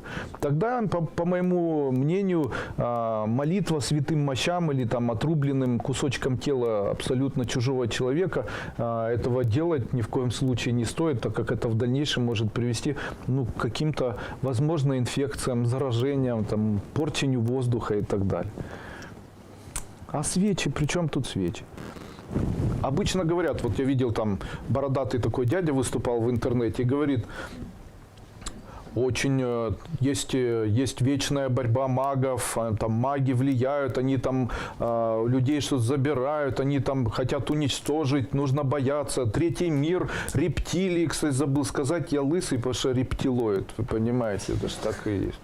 Вообще я зеленый, мы домой с Соней приходим, снимаем одежду, знаете, шкурку, знаете, там, и после этого становимся обычно лягушками, знаете.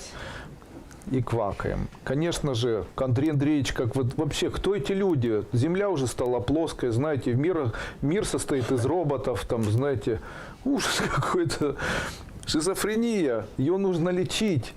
А не нужно прислушиваться к тем, у кого шизофрения. После этого люди ходят, они что делают? Они боятся, а когда они начинают бояться, в этот момент на них можно влиять. Прояви свою боязнь, прояви свою слабость, тебе конец. В этот момент все проявляется в твою сторону. Если бы я, проводя вебинары, говорил, да я как сделаю, да я как жахну сейчас, да я как там... то тогда запуганные ученики, я бы мог у них забирать энергию в дальнейшем. Поэтому, если вы когда-нибудь ходили в эзотерические направления какие-нибудь, где люди начинали запугивать, знаете, целью запугивания было создать у вас мембрану слабости. И когда вы создавали мембрану слабости, то из вас начинали доставать и забирать энергию. А когда вы приходите иногда к религиозным каким-нибудь там системам, то вы там начинаете, там все время страшно, все время слабость, что-то должно произойти. За упокой, за здравие, там непонятно что. И вот это страшно, это. И все, ой, спаси мне, помоги, там, помилуй, там, и так далее. И после этого человек без конца, как донор для чего-то высасывания, понимаете. Будьте бесстрашными в середине себя. Если человек бесстрашен, то его в его жизни ничего не может сломить. Относитесь тотально, игнорируя зло любое, какое, как бы оно ни проявлялось. Я тебя побью, бей, будь сильнее со мной. Мне так нравится.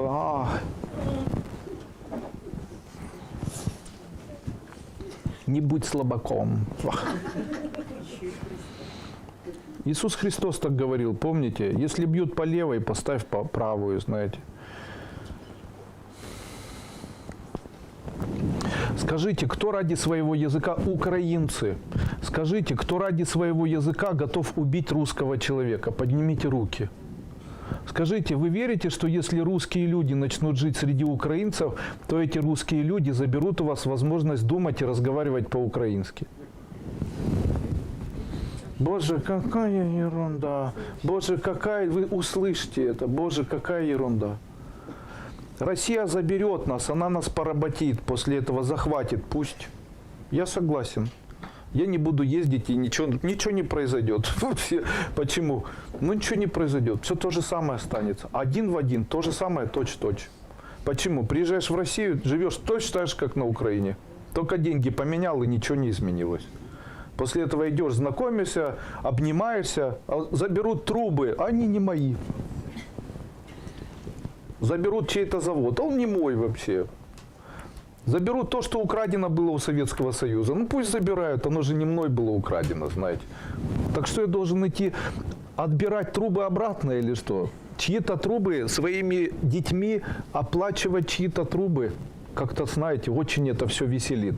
На это все слушаешь и говоришь себе, что, знаете, есть же люди, которые верят, они говорят, они придут, захватят ваших детей. Они убьют, да вы что вообще? Вот это да, с какой вдруг стати? Это что-то должно прийти, что-то должно убиться и так далее.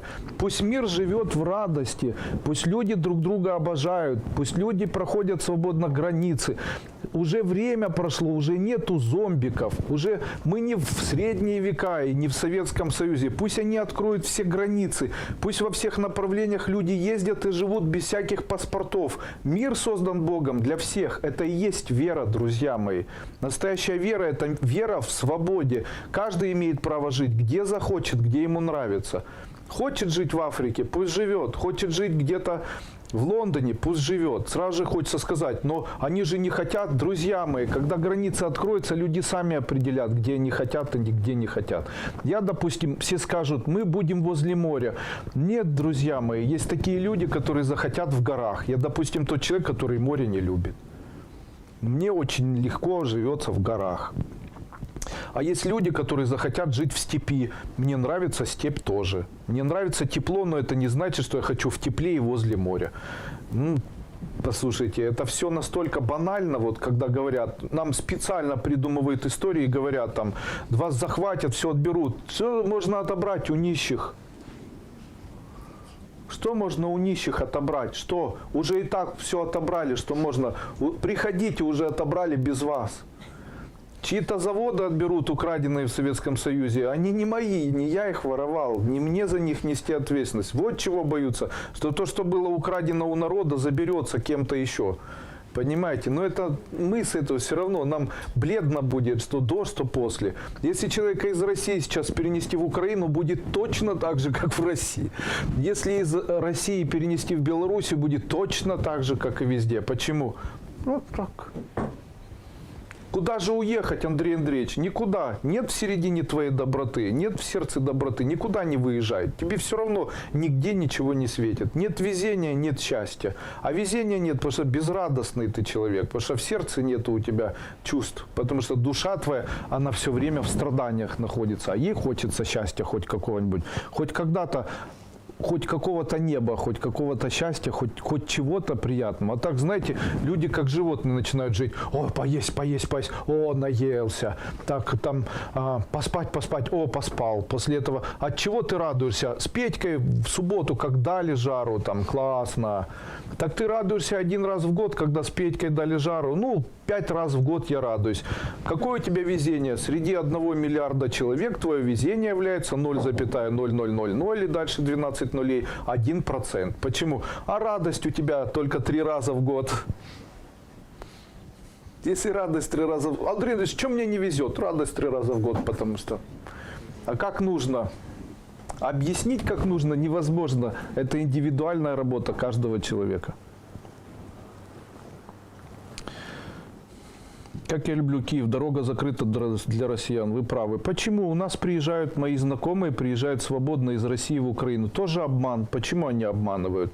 Мои знакомые, друзья, близкие из Москвы приезжают еженедельно ко мне приезжают. Еженедельно. Из Германии приезжают в Украину. Еженедельно. Я понимаю, если вы на русской машине будете ездить там, в Запорожской области или в Кривом Рогу, можете натолкнуться на то, что камень, кирпич там полетит в лобовое стекло. Потому что промывание молодежи и взрослых происходит через телевидение. Ну, я бы не рискнул так дерзко ездить, если автомобиль не бронированный. А вот в случае, если по Киеву здесь интеллигентное место, я, насколько знаю, всех непризывного возраста мужчин пропускают даже без проверок дополнительно. Все в порядке. Кто сказал, что не пускают? У кого знакомые из России приезжали в этом году? Есть? Поднимите руки. Вот сейчас 1, 2, 3, 4, 5, 6, 7 человек подняли руки. Ко мне каждую неделю приезжают. Это что за обман? Что за ложь? Это обман. Мантру Амитабхи нужно читать целый год, а если читаешь целый год, но не получается, каждый день выходит с перерывами, можно ли читать мантру целый год, не прерываясь? Можно и прерываясь, и не прерываясь читать. Мантра Амитабхи это как бы поклонение материальному благополучию. Вы когда читаете, говорите, да нравится мне материальное благополучие, уже приди ко мне. Оно говорит, ну нет, я еще не хочу, ты еще недостаточно благороден. Ну пожалуйста, мне нравится, я его никогда не буду ругать, ну и буду хвалить, и буду считать, что материальное благополучие это хорошо. Ну нет, ты помнишь, ты вот 100 раз уже говорил, что материальное благополучие это зло, это плохо, только козлы зарабатывают. Ну пожалуйста, ну иди ко мне, ну кыс-кыс, ну иди ты, ну иди я тебя поглажу, ну мур-мур. И вот так вот каждый день у вас в этом диалог происходит с этой Амитаб. Куру-куру манипхадра, это цып-цып-цып, моя курочка, мое богатство. И там цуру-цуру, иди ко мне, мой теленочек, мой пупсик, понимаете. И после этого вот такой вот диалог. Богатство это, говорит, ты так часто оскорблял богатство. Мы деньги, мы так на тебя уже обиделись. Ты так часто нас не хотел, ненавидел, оскорблял. Говорил, что все богатые какашки. Говорил, что у кого деньги, тот сволочь. Ага, на Мерседесе поехала подлюка, да, и так далее. Что мы тебе уже не верим. Как же мы тебе дадим? Ты же испортишься, мой друг. Ты же испортишься. Тебе, если деньги дай, ты купишь Мерседес, будете ездить. Вы женщина, вам дай деньги, вы купите Мерседес и будете ездить, чтобы все остальные, как и вы раньше, плевались и говорили, ага, подлюка на Мерседесе поехала. Это ж, как же вам это дать, если вы так воспринимаете? Ну, после этого нет, ну лучше тебе не давать. И вы говорите, все, я тогда сделала, я нечаянно, последний раз, ну иди ко мне, моя курочка. И потом... В течение года это читаете, она вот так делает, ну ладно, я тебе верю, но только в последний раз. После этого человек начинает жить и после этого оскверняет деньги. Каким образом? Оскверняет деньги, не считает эти деньги частью своей жизни. Допустим, что такое деньги?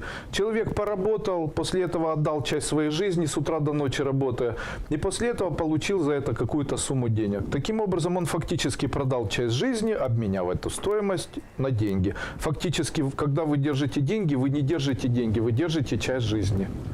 Тогда, когда вы просто так отдаете деньги, то что вы отдаете? Часть своей жизни. То есть, что вы делаете? Не цените свою жизнь, получается. А когда вы не цените свою жизнь, то она может оборваться. Конечно, она же не имеет цены.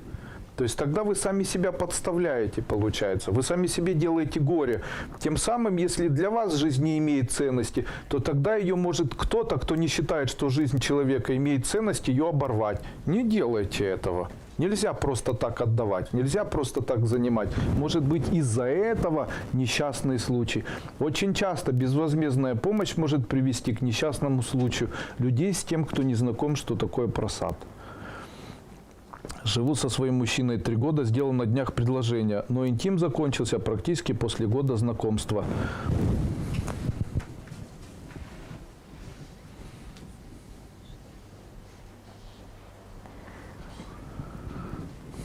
Но он же был.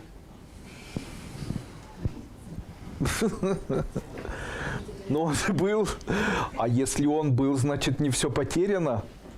Но нужно теперь проанализировать, что во мне изменилось за 3 года нашей совместной жизни, что вдруг получилось так, что сейчас все исчезло. И, возможно, вы найдете пути решения. То есть, что-то же произошло. Нужно хвалить вашего мужчину, тогда все в жизни будет хорошо. Сегодня я обязательно проведу посвящение, а также хочу сегодня провести такой обряд, который всем женщинам, которые находятся и кто холостой, даст возможность выйти замуж. Никто не возражает? Ура! Андрей Андреевич, по молодости, глупости, с натиска мамы делала приворот с яблоком, которое положила в руку покойного, так его и похоронили. Уже 17 лет моя жизнь кувырком. Что делать? В тот момент, когда покойник полностью...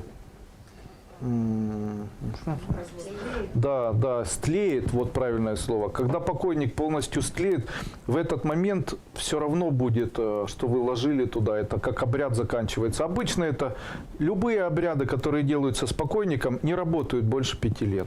Не работают. Поэтому, если 5 лет назад вы положили, то еще может работать, а если 8 или 7, то тогда можете забыть. Это уже кавардак не по вине покойника. Можете. Вообще, я вам хочу сказать, не нужно этого делать. Пусть человеку умершему умершая жизнь светит, а человеку живому живая жизнь. Мертвым мертвое, живым живое. Вот работаю для себя с кодами денег, зла, проклятия, везения. А это все идет, влияет на мужа. И деньги много появляются, подработки, на должности повысили. Недавно признался, что изменяет несколько лет и предложил развод. Как правильно практиковать коды с пользой? Отвечаю.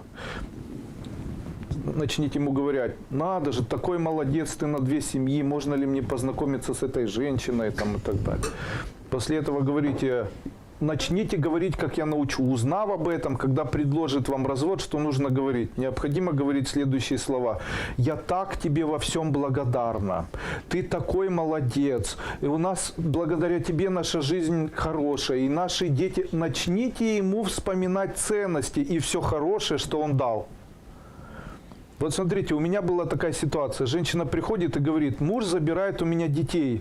И говорит, скорее всего заберет, у меня суд. Что мне нужно делать? Я ей говорю, когда суд начнется, и тебе дадут слово, чтобы ты выступала, начни говорить, я очень благодарна этому человеку. Он всю жизнь заботился обо мне, о моих детях. Мы выросли здоровыми. Он меня никогда ни в чем не обвинял. Я всегда верила ему. Я его до сих пор люблю. И мое сердце к нему только чтобы он вернулся и начал со мной жить.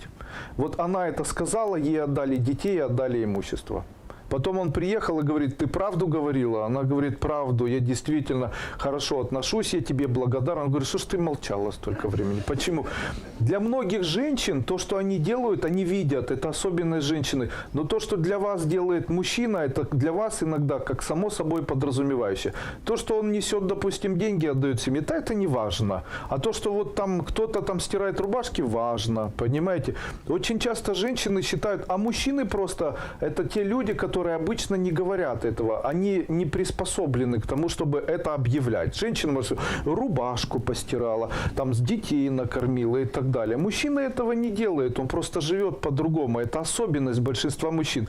И женщины после этого не понимают, что если человека этого не станет, то они на самом деле потеряют. А ведь если рассмотреть, то мужчина же что-то хоть делал хорошего в жизни.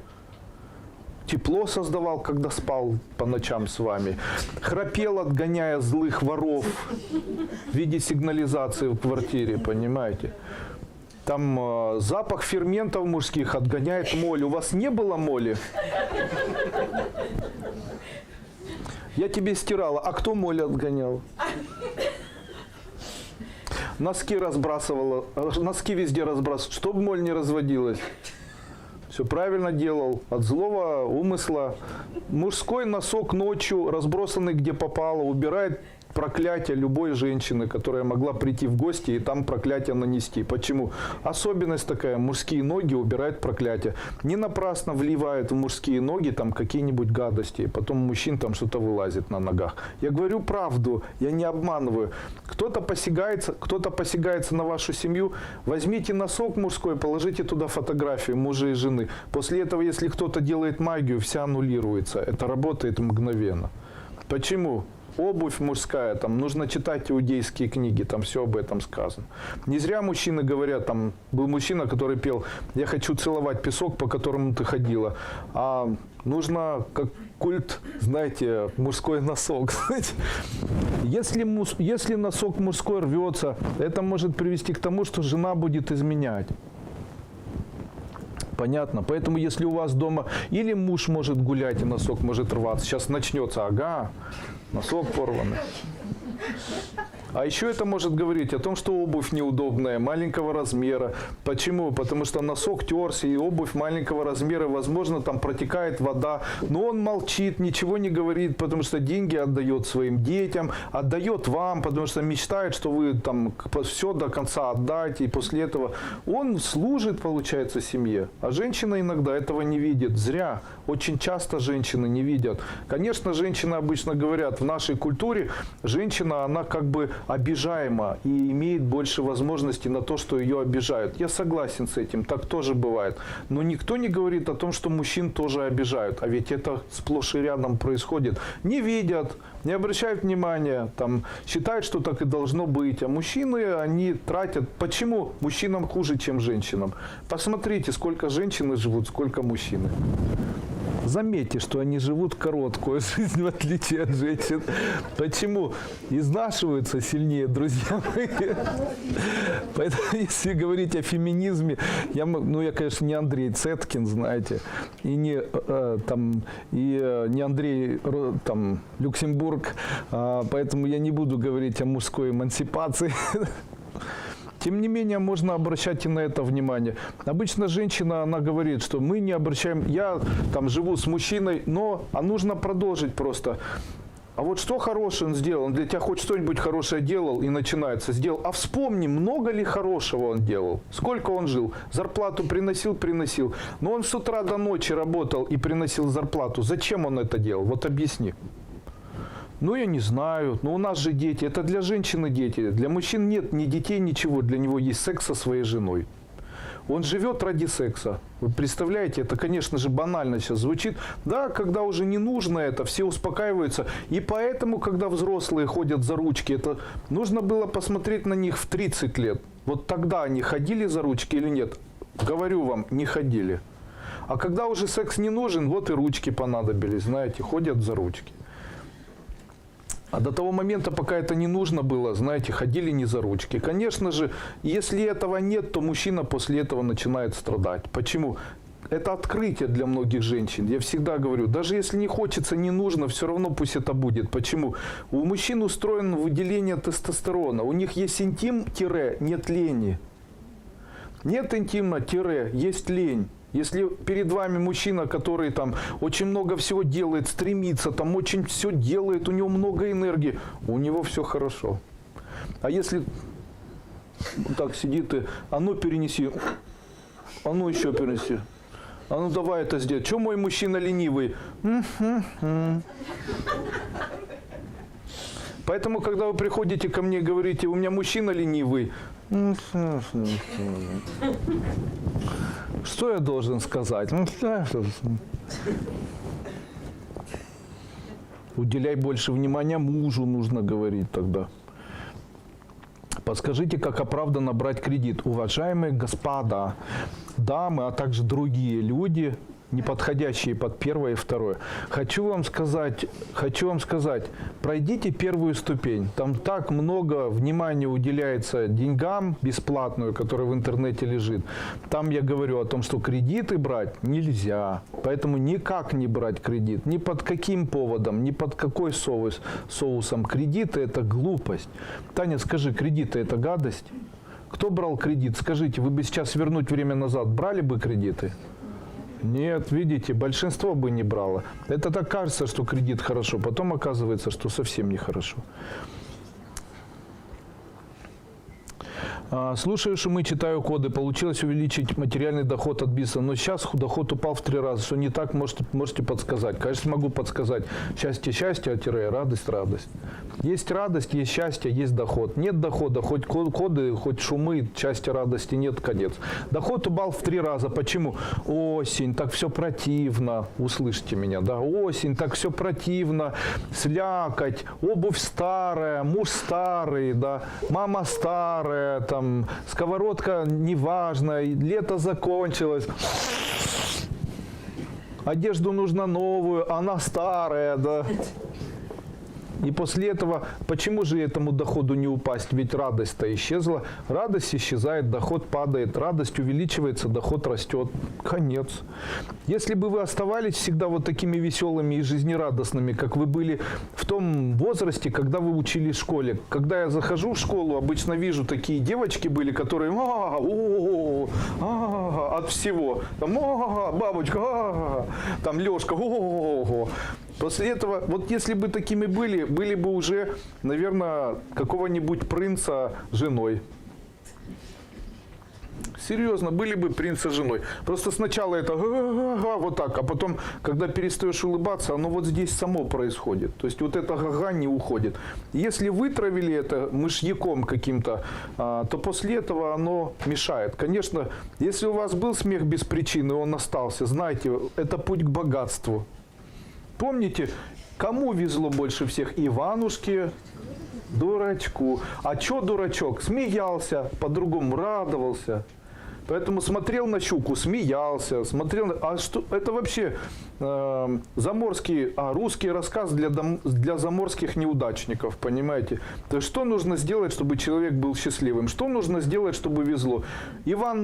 Иван Дурак стал Иваном Царевичем? Стал. Но он хоть кого-нибудь уничтожил? Никого. А всем простил? Всем. Почему? Потому что дураком был. Видите? А царем-то стал. Сказка ложь. Давний намек. Добрым молодцам урок. Наиля синергичность, отличное слово, отличная фамилия у женщины. А энергию мужик берет только от женщины, а она упаханная по закону.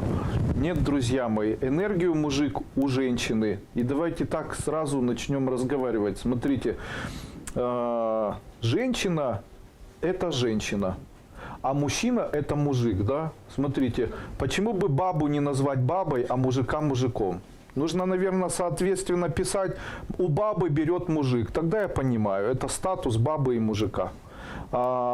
Насколько я помню, в русской разговорной речи есть такое понятие «жили-были дед да баба». Да? Если мужик, то тоже баба рядом с ним. Почему? Мужик тоже подразумевает. А мальчик – это кто? Женщины, не живите с мальчиками. Я иногда общаюсь с женщиной, говорит, вы живете с кем-нибудь? Она говорит, да, живу с мальчиком. Хороший такой мальчик, да. Но так не нужно жить с мальчиком, нужно из мальчика делать мужчину. А что такое мужчина? Это мужественный и несущий ответственность. Это мужественный и несущий ответственность. Нельзя говорить себе, я встречаюсь с мальчиком. Глупость. Не должно быть мальчиков. Как там Жириновский говорит, однозначно. То есть, должен быть мужчина. Живете с мужчиной, есть постель с мужчиной, значит, это мужчина. Перекладывайте на него ответственность, пусть он решает вопросы, пусть он делает, спрашиваете у него разрешение, чтобы навязать ему ответственность. Можно я сегодня там, можно мне вот это, можно. Почему вы это делаете? Чтобы он знал, что без вас он никуда. И после этого, так, мне нужно о семье заботиться, мне нужно что-то для семьи, потому что на мне лежит ответственность. А также, я сегодня буду у подруги, понял? Понятно, какая ответственность? Она живет своей жизнью, все. После этого какая ответственность? Она не прививает мужчине ответственности. До того момента, пока бабы будут бабами, мужики мужиками, и не будет почета и уважения мужчинам и женщинам, то до этого момента не возникнут счастливые мужчины и женщины. Пока есть мальчики и мужики, жизни счастливой у женщин не будет. Пока баба с мужиком спит, это чепуха. Это вульгарные слова, которые воспользовались или которыми пользовались в виде вот такого уничтожения или унижения, или уничижения вот таких вот качеств, которые называются «женщина» – это благородное слово, а баба уже некрасиво. Почему? Так говорили махровость какую-то такую сельскую, возможно, там есть бабы в русских селениях, да, и хобот ему оторвет, в горячую избу войдет, коня остановит и хобот в попу запхнет, знаете. И после этого там говорили о бабах, о таком вот сильном. Но кому оно нужно, это сильное? Ведь приятнее, когда рядом кто-то несет ответственность за семью, когда кто-то помогает, когда кто-то содержит, когда кто-то вдохновляет, когда кто-то поднимает, понимает и так далее. Не сложно ли быть одновременно мужиком и женщиной без конца? Конечно, что можно взять у женщины, которая я и баба, я мужик, знаете. После этого, конечно, что можно взять у женщины, которая забыла уже 30 лет назад, что она женщина. Там только одно отличие, знаете, характер мужской. Характер мужской, одежда мужская, поведение мужское, маты мужские, алкоголь мужской, перегар мужской, запах изо рта мужской, туфли мужские. После этого мужчина рядом ее видит как друга. После этого чем отличается? У него пестик, у нее тычинки. Все, других отличий никаких. После этого, конечно, он будет у нее энергию брать. Какую? Да ему, я не знаю, ему, наверное, страшно и брать что-то, знаете. После этого страшно брать, знаете, потому что может залепить.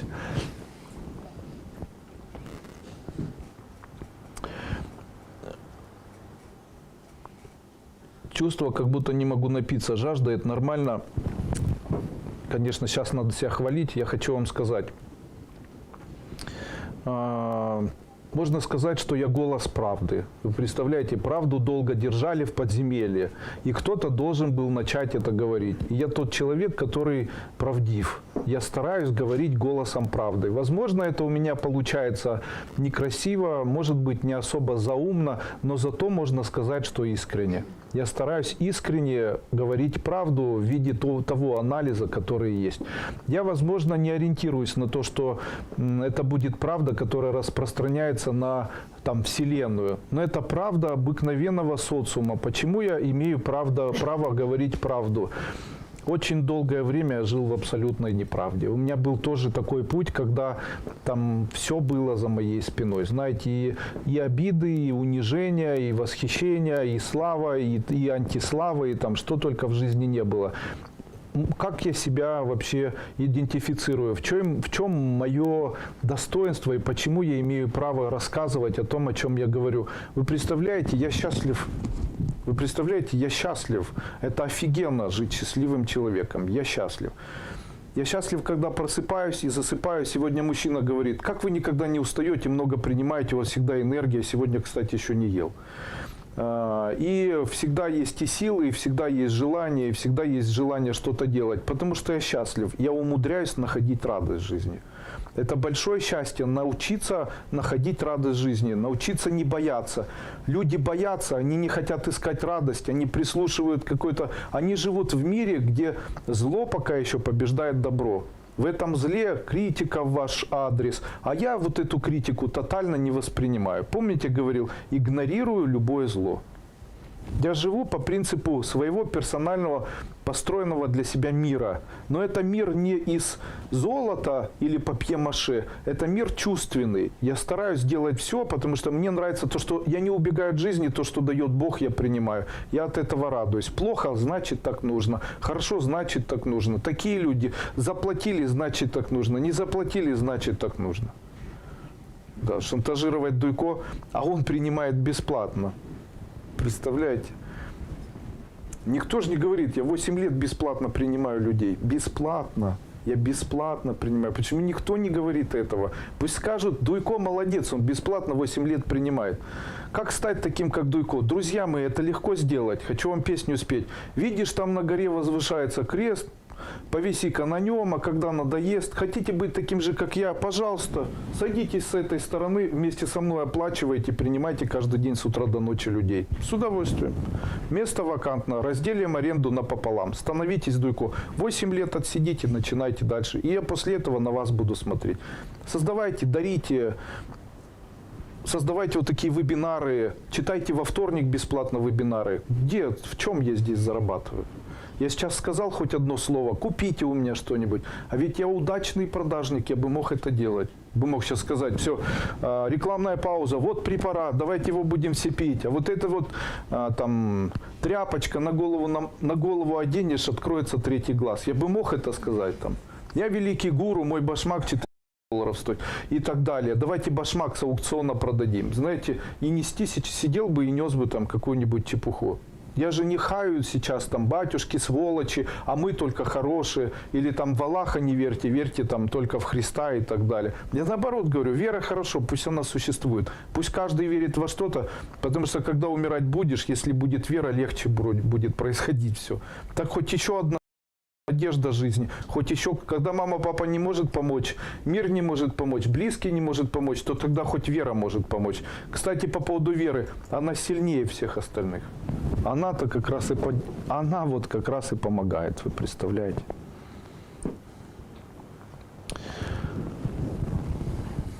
Ну что, очень хороший фильм «Поляна». Там папа научил дочку игре. Найди чему порадоваться. Правильно. Не только на русском языке у нас первая ступень, она еще и на английском. Уже фильмы выходят, все как полагается, все хорошо. На самом деле школу Кайлас проходит очень большое количество людей. В Украине нет ни одного дня, чтобы кто-то на улице... Вот выхожу я в банк, обязательно, когда иду, находится 2-3 человека, которые здороваются. Вы Дуйко, да? Когда я лечу куда-нибудь, там прохожу через там какие-нибудь места, обязательно кто-нибудь... Вы Андрей Андреевич Дуйко. Была женщина, она в самолете летела и говорит, вы тот самый. Я говорю, я не понял вас. Ну тот. Я говорю, Дуйко. Она говорит, вы Дуйко? Я говорю, да. Ха-ха-ха-ха. Убежала. Потом прибегает, говорит, дайте хоть сфотографирую с вами. Я говорю, понятно. Приехали непонятно куда, идем в непонятно каком месте на 3-м этаже в торговом центре. Догоняет девушка, слышу, Дуйко, Дуйко, Дуйко. Останавливаюсь и говорю Соне, Соня, Дуйко кто-то кричит. Она говорит, мы вообще непонятно где на 3-м этаже. Там непонятно где. Здесь на русском никто не может кричать. Останавливаемся, выбегает девушка, говорит, здрасте, Андрей Андреевич, я уже 3-й этаж, бегу за вами. Я говорю, нашла. Она говорит, да, спасибо. Спасибо. Почему?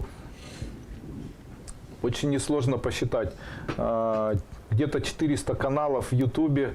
На этих 400 каналов около, там, ну даже подсчитать сложно, 200, наверное, около 1000 часов информации, которая была сделана мной, выложена.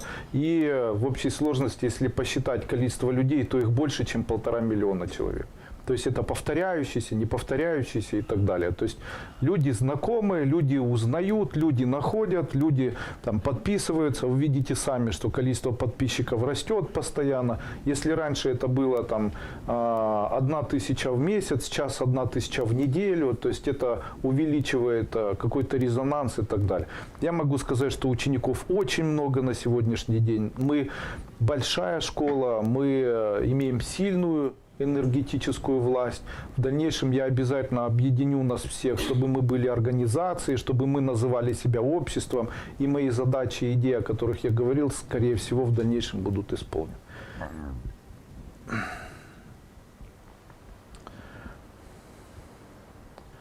С Днем Учителя всех благ. Спасибо. Как относитесь к холопопонам? Никак не отношусь, я им не занимаюсь. С праздником здоровья, крепкого семейного счастья, благополучия. Спасибо большое, пожалуйста. Как разложить сердце невестки к свекрови, обрести благосклонность? Когда-то давал такой обряд, называется объединение крови. Когда кровь объединяется, у всех все получается. Хочу сказать, что нужно же продавать, сам себе напомнил. Итак, хочу, сам себе противоречу. Итак, я выпустил вот такие вот руны, они называются дуйко-руны. Они отличаются от обыкновенных рун тем, что в них находится 35, 36 разных рун. Я не знаю, сколько в обычных рунах находится. Также здесь в начале указано, каким образом на них можно гадать. Могу сказать, что они очень уникальны тем, что очень правдивы. Поэтому, когда ими начинаешь пользоваться, очень удивляет их правдивость, даже разочаровывает. Потому что желаешь одно, а потом на руны выбрасываешь, и оно то, как происходит, знаете. Руны заряжать не нужно, они вот так вот выглядят, обыкновенные деревянные такие вот квадратики. Здесь же написано, каким образом можно гадать, а здесь вот их значение. Если у вас появится желание, вы можете их приобрести на сайте kailasmarket.com. Ну что, давайте сейчас те люди, которые прошли первую ступень и хотят посвящения, поставьте указательный палец перед собой, сделайте вдох, закройте глаза, дотроньтесь пальцем к колбу и сделайте выдох. Уберите палец. Левый глаз смотрит в левую сторону, а правый в правую. Делаем вдох и делаем выдох. Открываем глаза. Указательным пальцем правой руки еще раз дотрагиваемся. И закрываем глаза, убираем палец. И делаем выдох. И сидим. Скажите, появилось ли ощущение объема в закрытых глазах? Есть ли ощущение объема? Появилось оно там за закрытыми глазами. О чем это говорит? Там произошло как бы освобождение сознания от лишнего мусора и устарелых концепций. Теперь представляйте, будто на вашем пальце вы видите блестящее зерно. Делаете вдох и к колбу дотронулись и делаем выдох. Глаза открыты и представьте, будто в середине вашей головы лампочка, поднесли розетку и включили эту лампочку, и она зажглась. Это все с открытыми глазами. Делаем вдох и выдох.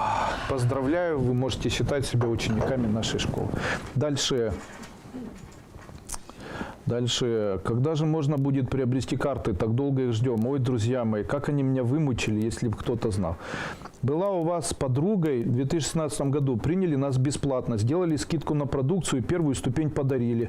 Пролечились препаратами, учимся. Спасибо учителю вам. Тамара, Днепр. Вот честно человек сказал, видите. Сейчас начнется, подарите мне что-нибудь. Я не учителя. Спасибо. Вероника Якимович спрашивает: Андрей Андреевич, погадайте мне, пожалуйста, дайте совет. Какую-нибудь руну сейчас достану. Вы находитесь сейчас во временах таких, когда вам нужно быть проводником и посредником. Вам не нужно сейчас принимать никаких решений, вам нужно быть проводником, посредником. Вы не должны заниматься производством, а если будете чем-то заниматься, будьте посредником. Если вы решили, что вам нужно сейчас принимать какое-то решение, спросите об этом у кого-нибудь, а сами решения не предпринимайте. У вас такая руна выпала. О, классно гадают. Наверное, сейчас спросим у Вероники. Сейчас начнется, погадайте. Просто думал, руны это карты или вместо карт. Нет.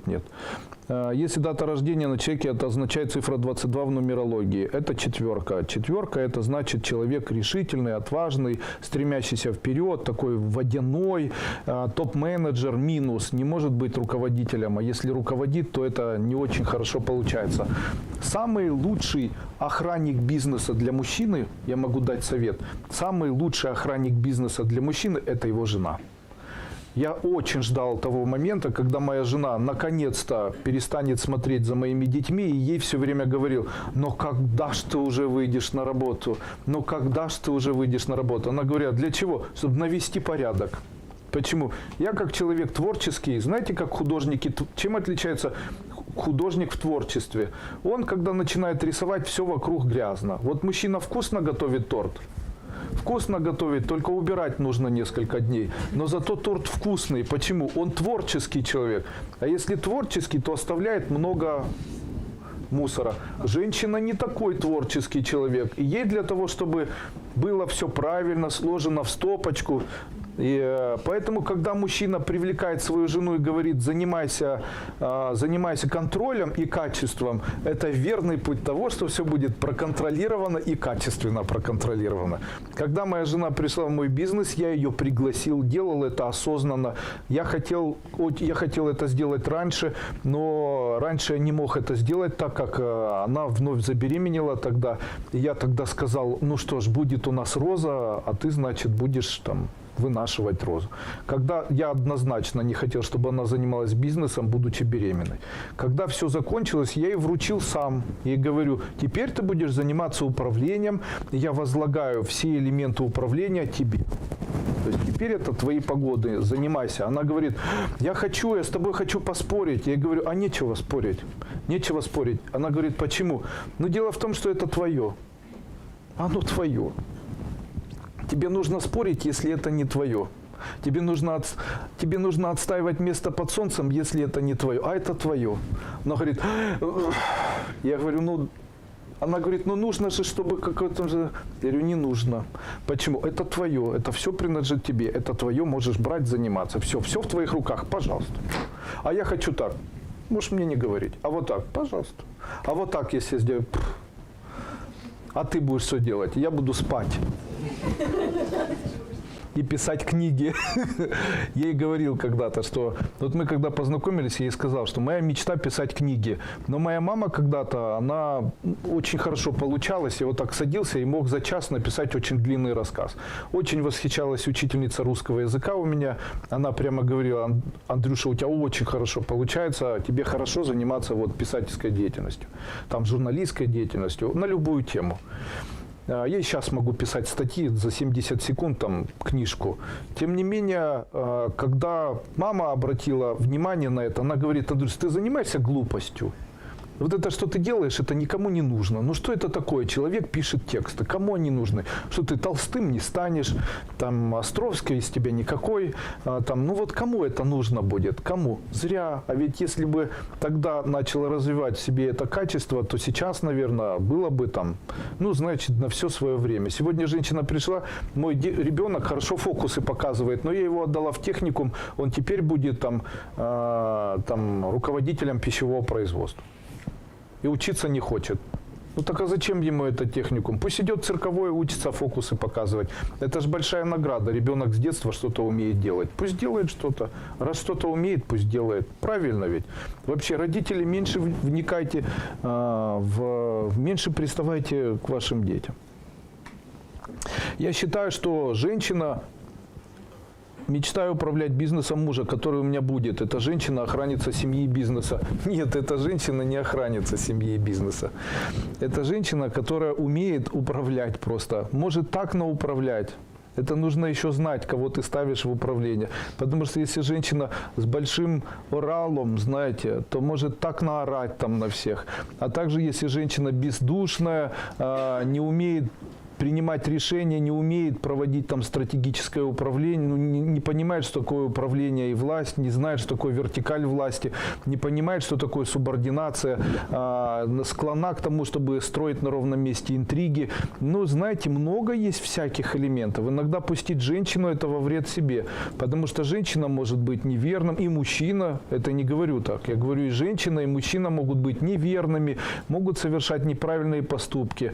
Тандем он возможен. Я говорю, повезет, если женщину поставить, но это не обязательно нужно делать. Почему? Есть женщины, которые запросто могут растраты сделать, понимаете, там, не зная, что это. У меня такое было когда-то, я начинал жить, и я жил, у меня немного было достатка, я по чуть-чуть собирал, по 3 рубля, там, по 5 рублей отрывал это от семьи. И я тогда жил с женщиной, она говорила мне, у нас нет денег, что мы все время голодаем. Я ей говорил, мы соберем вот эти деньги, которые у нас есть, и после этого купим товар, и после этого будем этот товар продавать, у нас все получится. И она мне каждый день выносила мозг, ежедневно. Это было 3 года. Потом я собрал сумму этих денег и сделал магазин. И представляете, это было копейка к копейке вообще. Не ели ни мяса никакое, не ели, там старались за квартиру там по минимуму платить, старались вообще во всем себя ограничивать. На одежде, на парикмахерских. Ей было очень тяжело со мной. Я ее все время кормил, что будет хорошо, она мне не понимала. Особенно влияла ее мама, она все время говорила: козел этот, Дуйко, его ненавижу, ты мою дочку, там все деньги, он там у тебя бурундук, он все собирает и так далее. После этого деньги, когда появились, я пошел, арендовал магазин, купил товар для этого магазина. И вы представляете, за 1 год он принес очень хорошие плоды, прямо очень хорошие. Почему? Потому что он был выстраданный. Копейка к копейке. Конечно, когда мы вот делились и пришлось этот магазин делить между собой, то она получила этот магазин. Почему? Я помню, как она вкладывала и как она вместе со мной не доедала. А уже другое дело, как она потратила деньги с этого всего и там что дальше произошло. И это такая особенность жизни. Знаете, иногда, если нет, то можно поверить мужчине, и пускай он там по чуть-чуть собирает. Им не воровать же, правильно? Это не единственная история. У меня были знакомые, которые точно так же начинали. Мой вид бизнеса мне подходит, перестал получать удовольствие от него, ищу новую сферу, никак не могу определиться.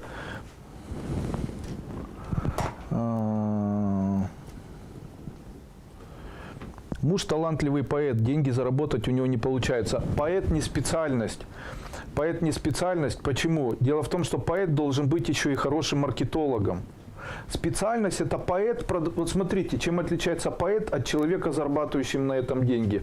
Словами «я зарабатываю деньги на том, что я пишу стихи». А это подразумевает, что ты хорошо их умеешь продавать и хорошо писать. Вот смотрите, есть хорошая машина, но нет двигателя. Это хорошая машина или нет?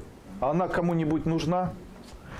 Есть хорошая машина Mercedes 350 ML, но у нее нет колес. Отличная машина или нет? Но она же хорошая, там хороший двигатель, она красиво выглядит. Она хорошая, но у нее нет колес. Вопрос, нужна ли она кому-нибудь? Ну, если негде колеса купить, не нужна. Конечно же, точно так же, это недоделанный Mercedes. Что ему нужно сделать? Обучиться, чтобы быть тем человеком, кто зарабатывает деньги на том, что он создает хорошие стихи. Невозможно без концептуала. Можно уметь рисовать, не уметь продавать. Неважно все это будет. Можно уметь писать стихи, не уметь продавать. И никому это не будет нужно. Можно уметь хорошо делать чайнички и не уметь их продавать. И это... Можно сделать завод и не уметь продавать. И это будет никому не нужно. И потом передай в руки человеку, который будет продавать. И это будет очень хорошо получаться. Ну что, сидим женщины и мужчины. Кто не хочет замуж выходить, должен вот так руки сложить. Кто замужем, кто не хочет замуж выходить, руки складывает. Кто замужем, тоже руки складывает, вот так. А кто без мужа живет и еще надежду питает, тот сидит с открытыми глазами. Закрывайте глаза.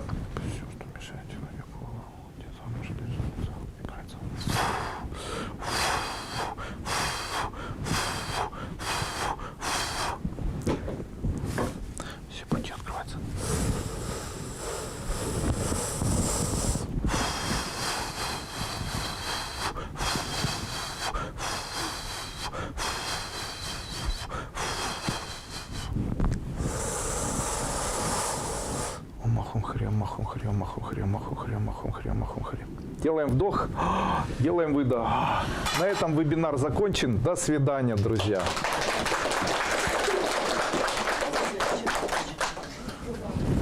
Не подходим ко мне, я ухожу.